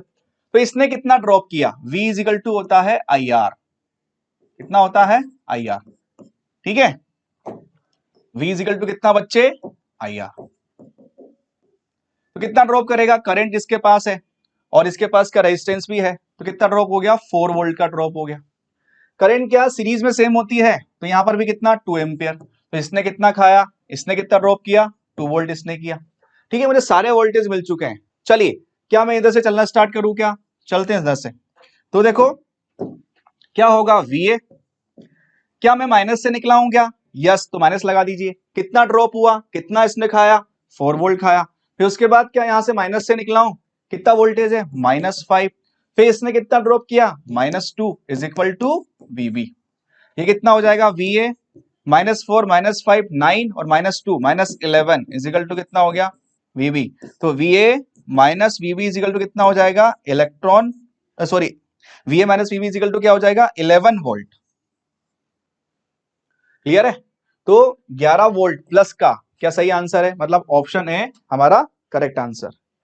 Next question number 34, two condenser, one of capacity 2C and the other of capacity C/2 are connected to a V volt battery as shown. The work done by the battery in charging fully both the condenser is, दो संधारित्र एक ही धारिता 2C और दूसरे की धारिता C/2 है, V volt की बैटरी से जुड़े जैसा कि दिखाया गया है आपको। दोनों संधारित्र की पूरी तरह आवेशित करने में बैटरी द्वारा किया गया कार्य कितना होगा। तो जनरली जब ये एक दूसरे को आवेशित करता है कौन, बैटरी, तो इसका जो वर्क डन होता है वो होता है हाफ CV², क्लियर है। तो C कितना, यहाँ पे C होता है C तुल्य, C इक्विवेलेंट, तो C इक्विवेलेंट कितना है यहाँ पे निकालो, दोनों किसमें पैरेलल कॉम्बिनेशन में है तो डायरेक्ट जुड़ जाएंगे, क्या कितना हो जाएगा C प्लस C/2, कितना आ जाएगा 3C/2, क्लियर है। यहाँ पे 2C है, कितना है 2C, तो कितना हो जाएगा 2C, चलिए तो C तुल्य कितना लिखा जाएगा 2C प्लस C/2, तो कितना हो गया 5C/2। तो मुझे C इक्विवेलेंट, C तुल्य मिल गया, क्या कितना है 5/2C और वोल्टेज कितना है V मतलब V², तो वर्क डन कितना हो गया 5/2CV²। तो ऑप्शन कौन सा सही है, option A is correct answer. Next question number 35, if AR and AT represent the radial and tangential acceleration, the motion of a particle will be uniformly circular if, यदि AR तथा AT त्रिज्यीय तथा स्पर्श रेखीय त्वरण है तब कण एक समान वृत्तीय गति करेगा यदि, देखो जब भी कोई किसी वृत्तीय गति कर रहा है तो सीधी सी बात है उसमें AR तो होना जरूरी है, सेंट्रीपिटल एक्सेलरेशन या रेडियल एक्सेलरेशन, यदि ये नहीं है तो सर्कुलर मोशन होगा ही नहीं, वृत्तीय गति होगी ही नहीं, क्योंकि ये क्या होता है टूवर्ड्स द सेंटर लगता है, क्या यही इसकी डायरेक्शन को चेंज करने के लिए रेस्पॉन्सिबल है या नहीं है, यहाँ पे भी इसकी डायरेक्शन चेंज हो रही है तो इसी के लिए क्या ये रेस्पॉन्सिबल है, तो ये डायरेक्शन चेंज हो रही है तभी तो सर्कल बन रहा है। तो ये दे कौन रहा है सेंट्रीपिटल एक्सेलरेशन, रेडियल एक्सेलरेशन, मतलब ये तो कभी जीरो होगा ही नहीं, समझ में आया, ठीक है। अब यहाँ पे AT जो होता है वो AT होता है इसके मैग्नीट्यूड में चेंज के लिए रेस्पॉन्सिबल, मतलब जो ये वेलोसिटी है इसके मैग्नीट्यूड में, मतलब स्पीड में चेंज के लिए रेस्पॉन्सिबल होता है। यदि आप स्पीड बढ़ाएंगे तो स्पीड बढ़ाएंगे है मतलब आपने मैग्नीट्यूड में चेंज किया तब जाके क्या ये AT आता है क्या। लेकिन यदि आप स्पीड में चेंज नहीं कर रहे हैं, मतलब v क्या है, कांस्टेंट, और v कांस्टेंट है मतलब नियत है, तो AT क्या हो जाएगा, 0। इस कंडीशन में v कांस्टेंट है, v नियत है मतलब एक समान है, तो इस कंडीशन में जो गति होगी वो क्या, कौन सी गति होगी, एक समान वृत्तीय गति। इसलिए AT 0 चल सकता है पर AR 0 हो ऐसा पॉसिबल नहीं है। क्यों, क्योंकि सर्कुलर मोशन के लिए AR बहुत जरूरी है। क्लियर है, इसके बिना सर्कुलर मोशन पॉसिबल नहीं है क्योंकि डायरेक्शन यही चेंज कर रहा है। हाँ, पर ये कांस्टेंट हो गया तो ये क्या हो जाएगा, यूनिफॉर्म सर्कुलर मोशन। क्लियर है, एक समान वृत्तीय गति। परंतु यदि ये कांस्टेंट नहीं है, चेंज हो रहा है, तो ये नॉन यूनिफॉर्म सर्कुलर मोशन हो जाएगा, मतलब असमान वृत्तीय गति। क्लियर है, पर इसने मुझसे पूछा भी यही है, एक समान वृत्तीय गति, यूनिफॉर्म सर्कुलर मोशन, तो उसके लिए कंडीशन क्या ये है, क्या कौन सा ऑप्शन शो हो रहा है, AR नॉट इक्वल टू 0 किंतु AT इक्वल टू 0, तो ऑप्शन सी हमारा सही आंसर है। चलिए, बाकी कोई सा भी ऑप्शन मैच नहीं कर रहा है।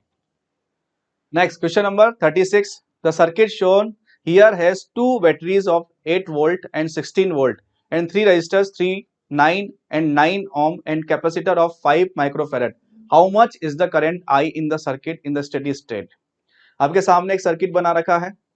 क्लियर है, यहां दिखाए गए सर्किट में 8 वोल्ट की बैटरी है, 3 ओम 9 ओम और 9 ओम के रेजिस्टेंस लगे हुए हैं, 3 प्रतिरोध हैं और 5 माइक्रोफेरेड का संधारित्र है। पर ध्यान से सुनना, इसने कंडीशन बोल दी स्थायी अवस्था। स्थायी अवस्था स्टेडी स्टेट का मतलब यह होता है कि कैपेसिटर फुली चार्ज हो चुका है। फुली चार्ज हो चुका है मतलब इसका यहां का और यहां का वोल्टेज क्या है, सेम हो चुका है। क्लियर है, और वोल्टेज सेम हो गया तो जब भी वोल्टेज सेम हो जाता है तो कोई करंट फ्लो नहीं होगी। तो हमें ये याद रखना है कि जहां पे वोल्टेज सेम हो गया तो करंट फ्लो नहीं होती, मतलब स्टेडी स्टेट में ये क्या हो गया, ओपन हो गया। भाई हुआ या नहीं हुआ? इसके डायग्राम को यदि हम बना लें तो डायग्राम मुझे ऐसे मिलेगा, यहां बैटरी लगी हुई है 8 वोल्ट की, यहां बैटरी लगी हुई है 16 वोल्ट की। क्लियर है, और ये ऐसे कनेक्टेड है ना। तो यहां पे जो करंट आ रही है वो क्या है, आई है या नहीं है ना। आपसे यही आई पूछा जा रहा है। ये क्या है, 9 ओम और ये भी क्या है, 3 ओम। क्लियर है, ये कितना है, 16 वोल्ट, सॉरी 16 वोल्ट। चलिए, तो ये कितना हो जाएगा, यदि हम बात करें तो I is equal to 16 minus 8 और 9 प्लस 3 12 होता है क्या, तो ये हो गया 8/12। इसको डिवाइड करेंगे तो आपको 0.666 लगभग वैल्यू मिलेगी एम्पियर। तो कौन सा ऑप्शन मैच खा रहा है, ये 0.67 ampere. Next question number 37, a bomb of mass 16 kg at a rest explode into two pieces of masses 4 kg and 12 kg. The velocity of the 12 kg mass is 4 meter per second. The kinetic energy of the other mass is. विराम में स्थित 16 kg का द्रव्यमान का एक बम है, 4 kg और 12 kg द्रव्यमान के दो टुकड़ों में फट जाता है। 12 kg द्रव्यमान का वेग 4 मीटर पर सेकंड है। दूसरे द्रव्यमान की गतिज ऊर्जा ज्ञात कीजिए। भाई सीधी सी बात है, उसने बोला है 16 kg का था, शुरुआत में स्थिर था, तो इनिशियल मोमेंटम क्या हो गया, 0। फाइनल कितना है, फाइनल में यदि टूटा है तो फाइनल में कितना, 4 और 12 में टूटा है। ठीक है, तो 12 kg वाले का जो वेलोसिटी वेग है वो कितना है, 4 है। तो पहले वाले का मैं मान लेता हूं v, तो 4 into v plus 12 into 4। Clear है, तो मोमेंटम की हम बात करें तो p initial is equal to p final, ये 0 हो गया। तो कितना हो जाएगा, 4v प्लस 12 मल्टीप्लाई बाई 4, तो कितना हो जाएगा, 4v is equal to 12 multiply by 4 minus का जस्ट अपोजिट डायरेक्शन का शो कर रहा है। ये 4 से कट गया 4, तो v इज इक्वल टू कितना है, -12 मीटर पर सेकेंड। तो आपसे पूछा गया दूसरे द्रव्यमान की गतिज ऊर्जा, the kinetic energy of other mass. Clear है, तो क्या हो जाएगा, kinetic energy half mv square. अब सेकंड मास की बात हो रही है, दूसरे वाले की। क्लियर है, दूसरा वाला कौन है, 12।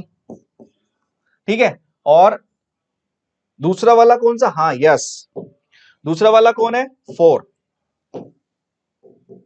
क्लियर है, और वेलोसिटी कितनी है 12 का स्क्वायर, तो कितना हो जाएगा 1/2 multiply by 4 multiply by 144, clear है, तो ये कट गया 2 टाइम्स, कितना आ जाएगा 288 जूल, तो ऑप्शन है हमारा सही आंसर है। 37, in the isothermal expansion of 10 gram of gas from volume V to 2V, the work done by the gas is 207.9 joule. What is the root mean square speed of the molecules of the gas at the temperature? 10 gram gas के आयतन V से 2V तक के समतापीय प्रसार में gas द्वारा किया गया कार्य आपको दे रखा है, ठीक है, कार्य कितना है लिख लो 207.9 ये दे रखा है। उस तापमान पर गैस के अणुओं का वर्ग माध्यम मूल चाल क्या होगी? तो जनरली हम जो आरएमएस निकालते हैं वो क्या होता है √3p/ρ, या फिर आप यदि इसको निकालना चाहेंगे तो ये ρm/v होता है, तो v ऊपर चला आता है तो 3pv/m हो जाता है, क्लियर है।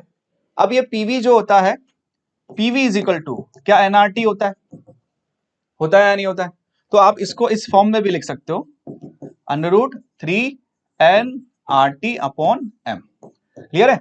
अब इसने वर्क डन दे रखा है कौन सा आइसोथर्मल का, है ना, ये रहा देखो आइसोथर्मल एक्सपांशन समतापीय प्रसार का, क्या वर्क डन दे रखा है क्या, तो work done is equal to क्या होता है इसके लिए nRT ln V final minus V initial, nRT ln ये कितना है फाइनल कितना हो गया भैया 2V हो गया, पहले कितना था V, तो क्या V हो जाएगा क्या V से V कट जाएगा, तो W इज इक्वल टू कितना 207.9 मुझे दे रखा है ना, nRT और ln2 की वैल्यू होती है, ठीक है 0.63, क्लियर है।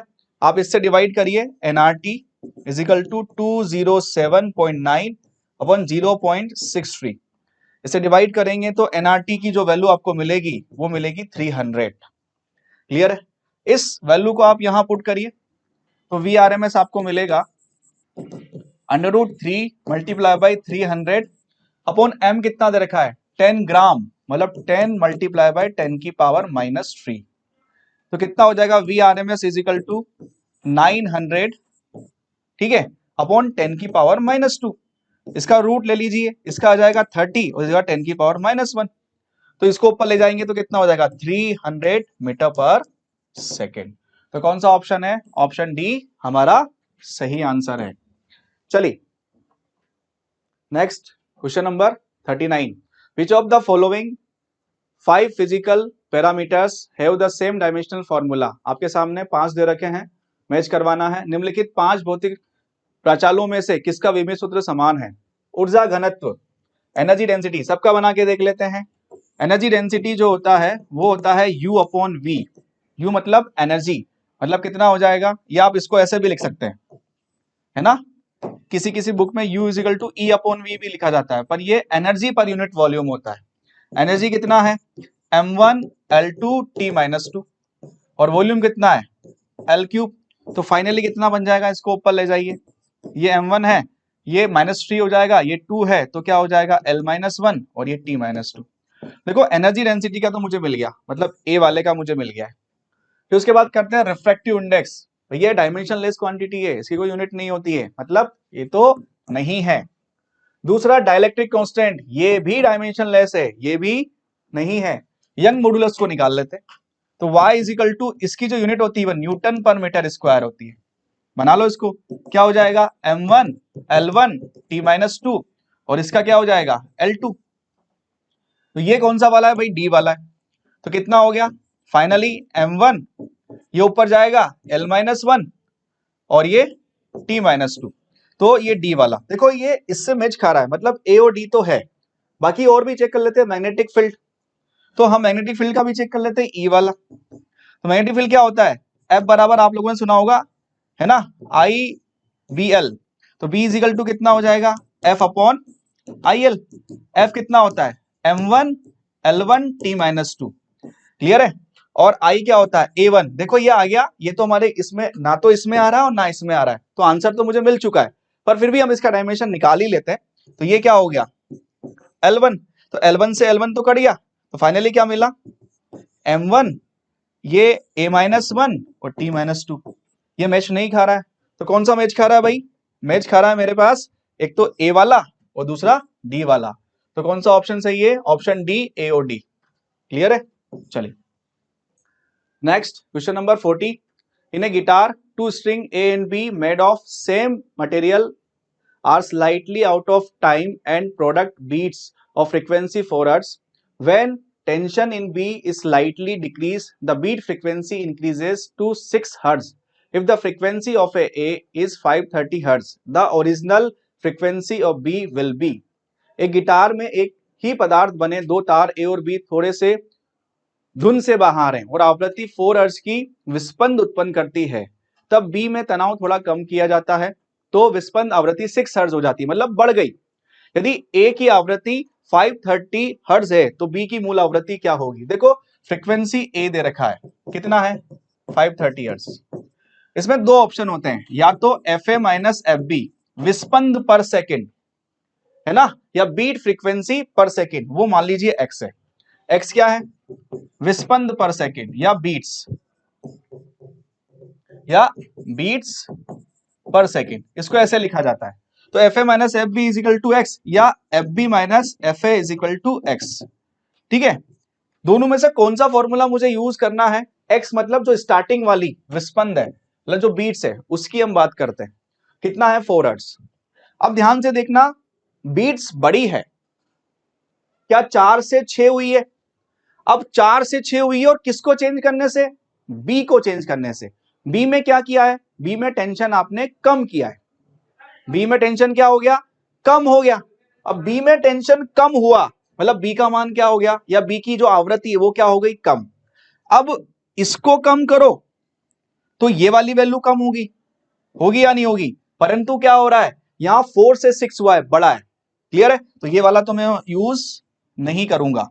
क्लियर है, फिर हम इसकी बात करते हैं, बी को कम करो तो इस विस्पंद पर सेकंड का मान बढ़ जाएगा, मतलब बड़ा क्या 4 से 6 हुआ, मतलब हाँ इसको यूज कर सकते हैं। तो F A minus F B is equal to कितना है एक्स, और कितना है ये 4।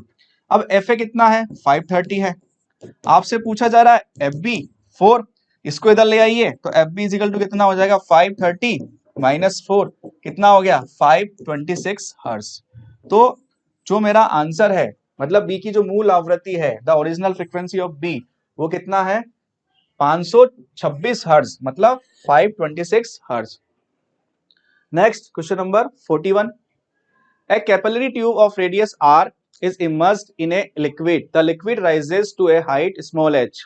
The corresponding mass is small m. What mass of the liquid shall rise in the capillary if the radius of the tube is doubled? आपने क्या करा, radius को डबल कर दिया।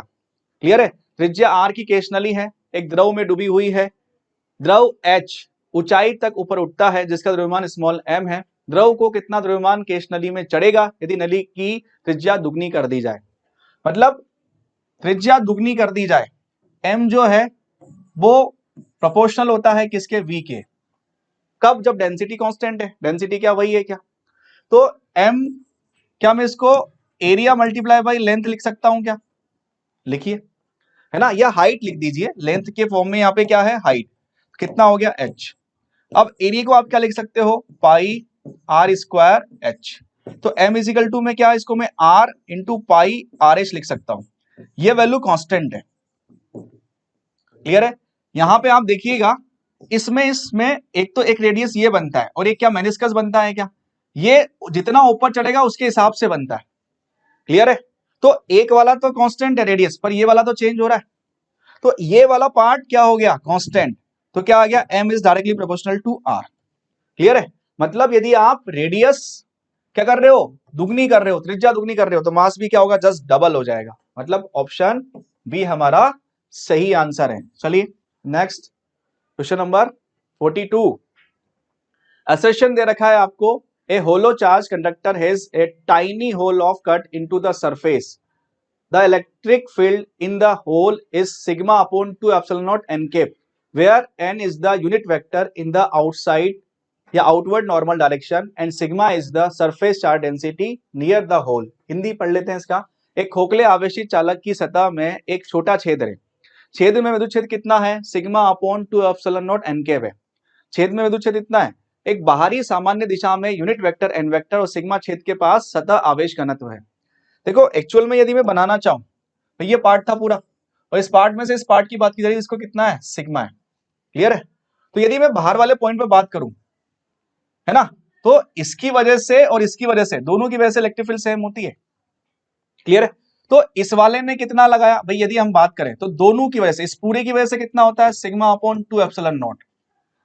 क्लियर है? और सिग्मा अपॉन 2 एप्सिलॉन नॉट दोनों की वजह से होता है। और ये क्या है, और इनसाइड इलेक्ट्रिक फील्ड कितना होता है, 0 होता है। तो जितना इसने अप्लाई किया E1 ने, क्या उतना ही इसने अप्लाई किया क्या, E2 ने। और आउटवर्ड नॉर्मल की बात करेंगे तो ये उतना ही अप्लाई करेगा। तो जनरली कितना होता है, किसी कंडक्टर की वजह से यहां पे होता है सिग्मा अपॉन एप्सिलॉन नॉट। तो इस वाले ने E1 का मान और E2 का मान दोनों का मिलके क्या सिग्मा अपॉन एप्सिलॉन नॉट है, और E1 और E2 दोनों के मैग्नीट्यूड क्या है, सेम है। तो क्या हो जाएगा, इसको मान लीजिए E, तो 2E इज इक्वल टू कितना हो गया, सिग्मा अपॉन एप्सिलॉन नॉट। तो E इज इक्वल टू कितना हो गया, sigma upon 2 epsilon not. Clear है? तो ये हो गया आपका सिग्मा अपॉन 2 एप्सिलॉन नॉट, मतलब इलेक्ट्रिक फील्ड जो आपको यहां मिल रही है, क्लियर है, वो कितनी है, सिग्मा अपॉन 2 एप्सिलॉन। किसकी वजह से, सिर्फ एक की वजह से। क्लियर है? चलो सेकंड पॉइंट पर आते हैं। रीजन द नॉर्मल, तो पहला तो सही है भाई, असर्शन मेरा क्या है, सही है। The normal component of electrostatic field has a discontinuity from one side of a charged surface to another given by। कारण इलेक्ट्रोस्टैटिक क्षेत्र के लंबवत घटक में आवेशित सतह के एक तरफ से दूसरी तरफ एक असतत होता है। मतलब इलेक्ट्रोस्टैटिक लंबवत घटक में आवेशित सतह के एक तरफ से दूसरी तरफ असतत होता है इस रिलेशन में। क्लियर है? तो ध्यान से देखो, ये दोनों क्या अपोजिट डायरेक्शन में है, अरे है या नहीं है। यदि अपोजिट डायरेक्शन की हम बात करें तो देख E1 माइनस E2, अब E1 का मान कितना है, sigma upon 2 epsilon not, minus क्या इस वाले के लिए बात करूंगा तो इस वाले के लिए इधर की तरफ कितना हो जाएगा, सिग्मा अपॉन 2 एप्सिलॉन नॉट। पर क्या डायरेक्शन अपोजिट हो गई क्या, कितना हो जाएगा, minus sigma upon 2 epsilon not. तो यदि आप जोड़ोगे तो E1 माइनस E2 कितना हो जाएगा, सिग्मा अपॉन एप्सिलॉन नॉट। कहानी समझ में आ रही है? क्लियर है? और सिग्मा अपॉन एप्सिलॉन नॉट, और डायरेक्शन वही एन कैप है या नहीं है, डायरेक्शन क्या है, एन कैप। मतलब मैंने इस डायरेक्शन को एन कैप मान लिया, ये डायरेक्शन एन कैप, तो इस डायरेक्शन में बात कर रहे हैं। तो दोनों के लिए हम वही पॉइंट डिस्कस कर रहे हैं। क्लियर है? डायरेक्शन किसी में भी हो सकता है, पॉइंट आप यहां कंसीडर करो तो इस वाले के लिए हम एन कैप मान लेंगे। ठीक है, चलिए, तो आपका आंसर कौन सा सही है, तो ये भी सही है, कारण भी सही है। पर दोनों का एक्सप्लेनेशन अलग अलग था, ऐसा नहीं कि इस वाले को इस वाले ने एक्सप्लेन करा। ठीक है, तो यदि पृथक्करण और कारण दोनों सही है, किंतु कारण पृथक्करण का सही स्पष्टीकरण नहीं देता है, तो ऑप्शन बी हमारा सही है। If the both assertion and reason are true but the reason is not the correct explanation of the assertion। Clear है? Next question number 43 assertion reason वाला है। The blood pressure in human is greater than the feet than the brain. अभिकथन, मनुष्यों में मस्तिष्क की अपेक्षा पैरों पर रक्तचाप अधिक होता है। देखो सीधी सी बात है, यदि हाइट बढ़ेगी, यहां वाला पॉइंट और यहां वाला पॉइंट, इस पे पी नोड है और डेंसिटी कितनी, रो है, तो इस वाले पे कितना होगा, पी नोड प्लस रो जी एच। क्लियर है?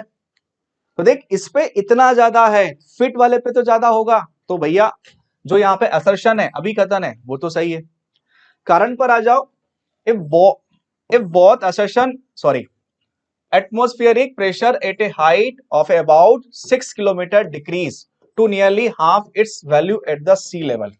एक्चुअल में क्या होता है, जैसे ही आप सी लेवल से ऊपर की तरफ जाते हैं तो डेंसिटी क्या होती है, ग्रेजुअली एकदम से क्या होती है, डिक्रीज होती है, और 6 किलोमीटर पर जाकर क्या हो जाती है, हाफ हो जाती है। मतलब प्रेशर भी क्या हो जाता है, हाफ हो जाता है। तो सही बात बोल रहा है, करेक्ट। और उसके बाद फिर 6 किलोमीटर के बाद फिर धीरे धीरे डेंसिटी क्या होती है, डिक्रीज होती है। सी लेवल से 6 किलोमीटर तक तो क्या होता है, एकदम से डिक्रीज होती है, मतलब प्रेशर भी क्या है, आधा हो गया। पर इसके बाद 6 किलोमीटर के बाद क्या होता है, डेंसिटी धीरे धीरे, मतलब प्रेशर क्या होता है, धीरे धीरे डिक्रीज होता है। क्लियर है?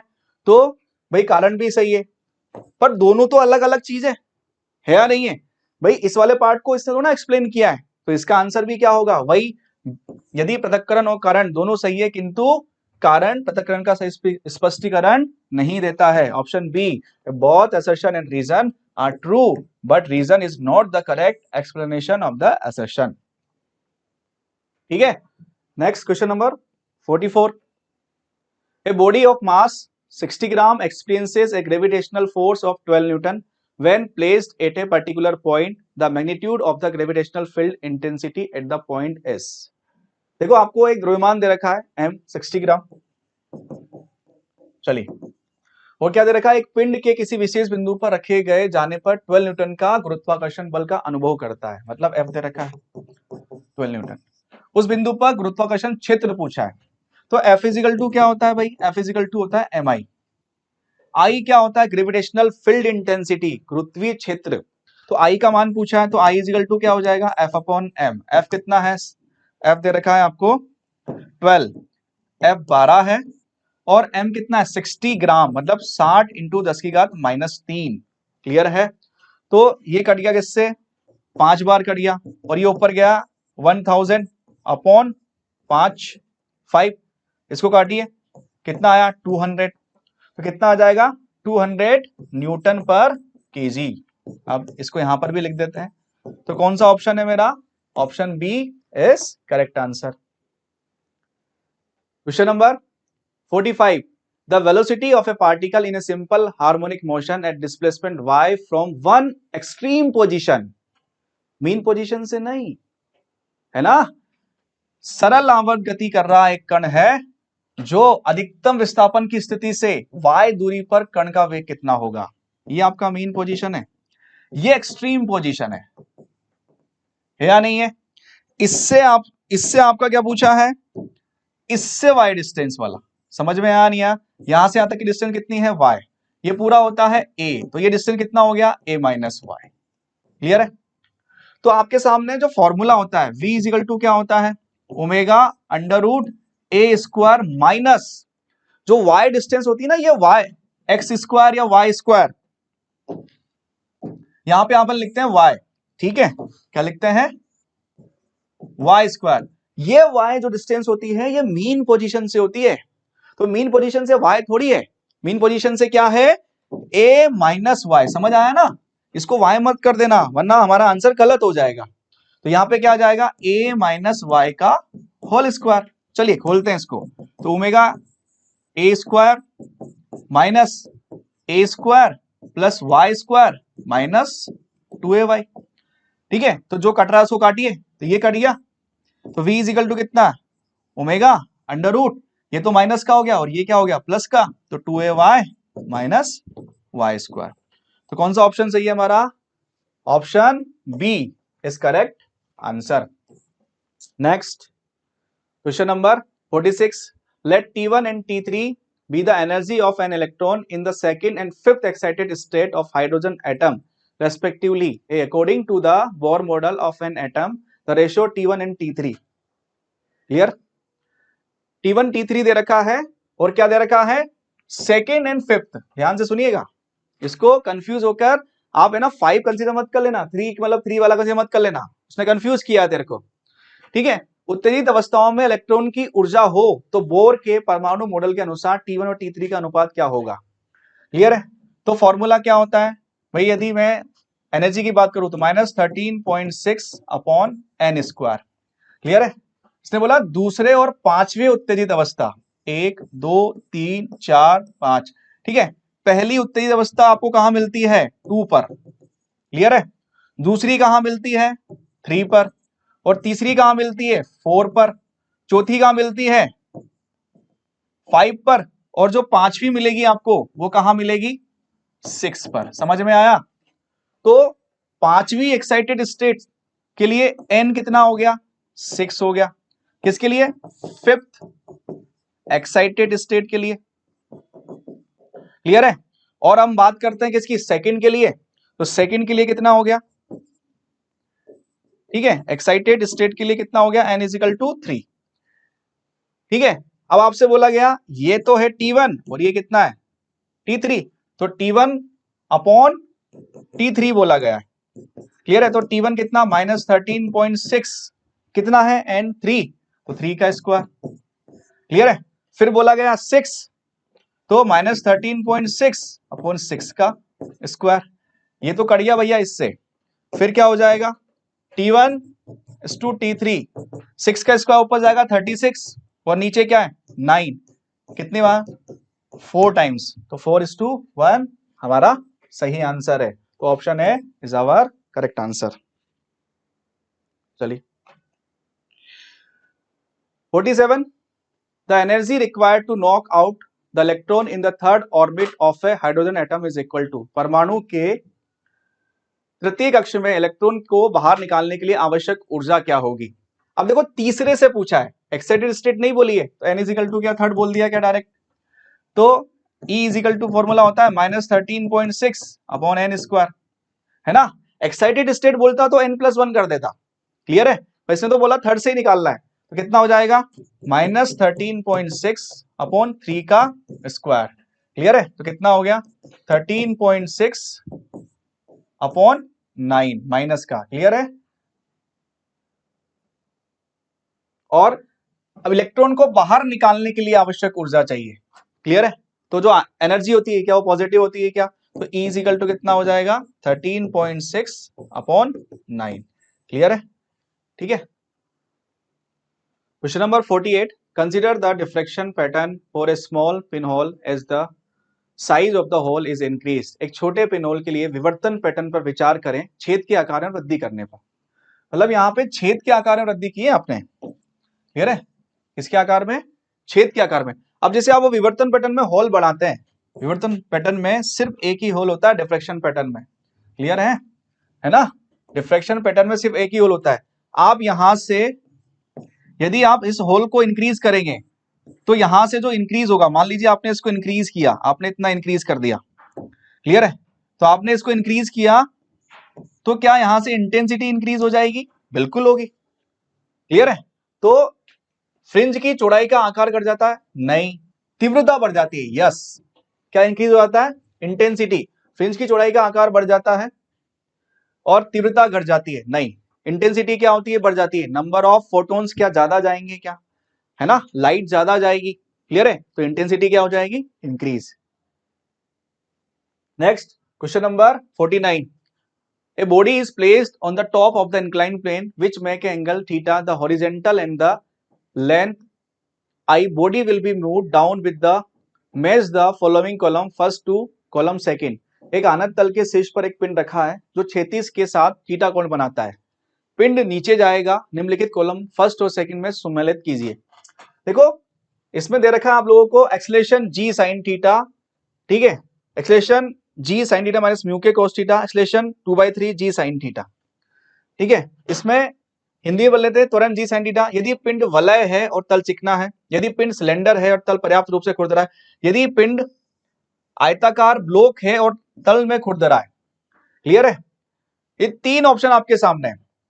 यदि पिंड वलय है और तल चिकना है, मतलब आपके सामने तल चिकना है, वलय है पर तल क्या है, चिकना, मतलब घर्षण नहीं है। क्लियर है। तो भाई सीधी सी बात है, जब इस कंडीशन में लगता है वो क्या लगता है, जी साइन थीटा लगता है। यदि पिंड आयताकार ब्लॉक है और तल खुरदरा है तो इस कंडीशन में जो लगता है वो क्या लगता है, फॉर्मूला जी, आप जी साइन थीटा माइनस म्यू के कॉस थीटा। इस ब्लॉक की हम बात करें, मान लीजिए ये ऐसे आ रहा है, घर्षण क्या पीछे लगता है क्या, इधर लेकर आ रहा है जी साइन थीटा, और ये क्या घर्षण फोर्स जो होता है, फ्रिक्शन फोर्स होता है, क्या पीछे लगता है क्या, और वो क्या होता है म्यू, यहाँ पे के काइनेटिक फॉर्म में एम जी कॉस थीटा।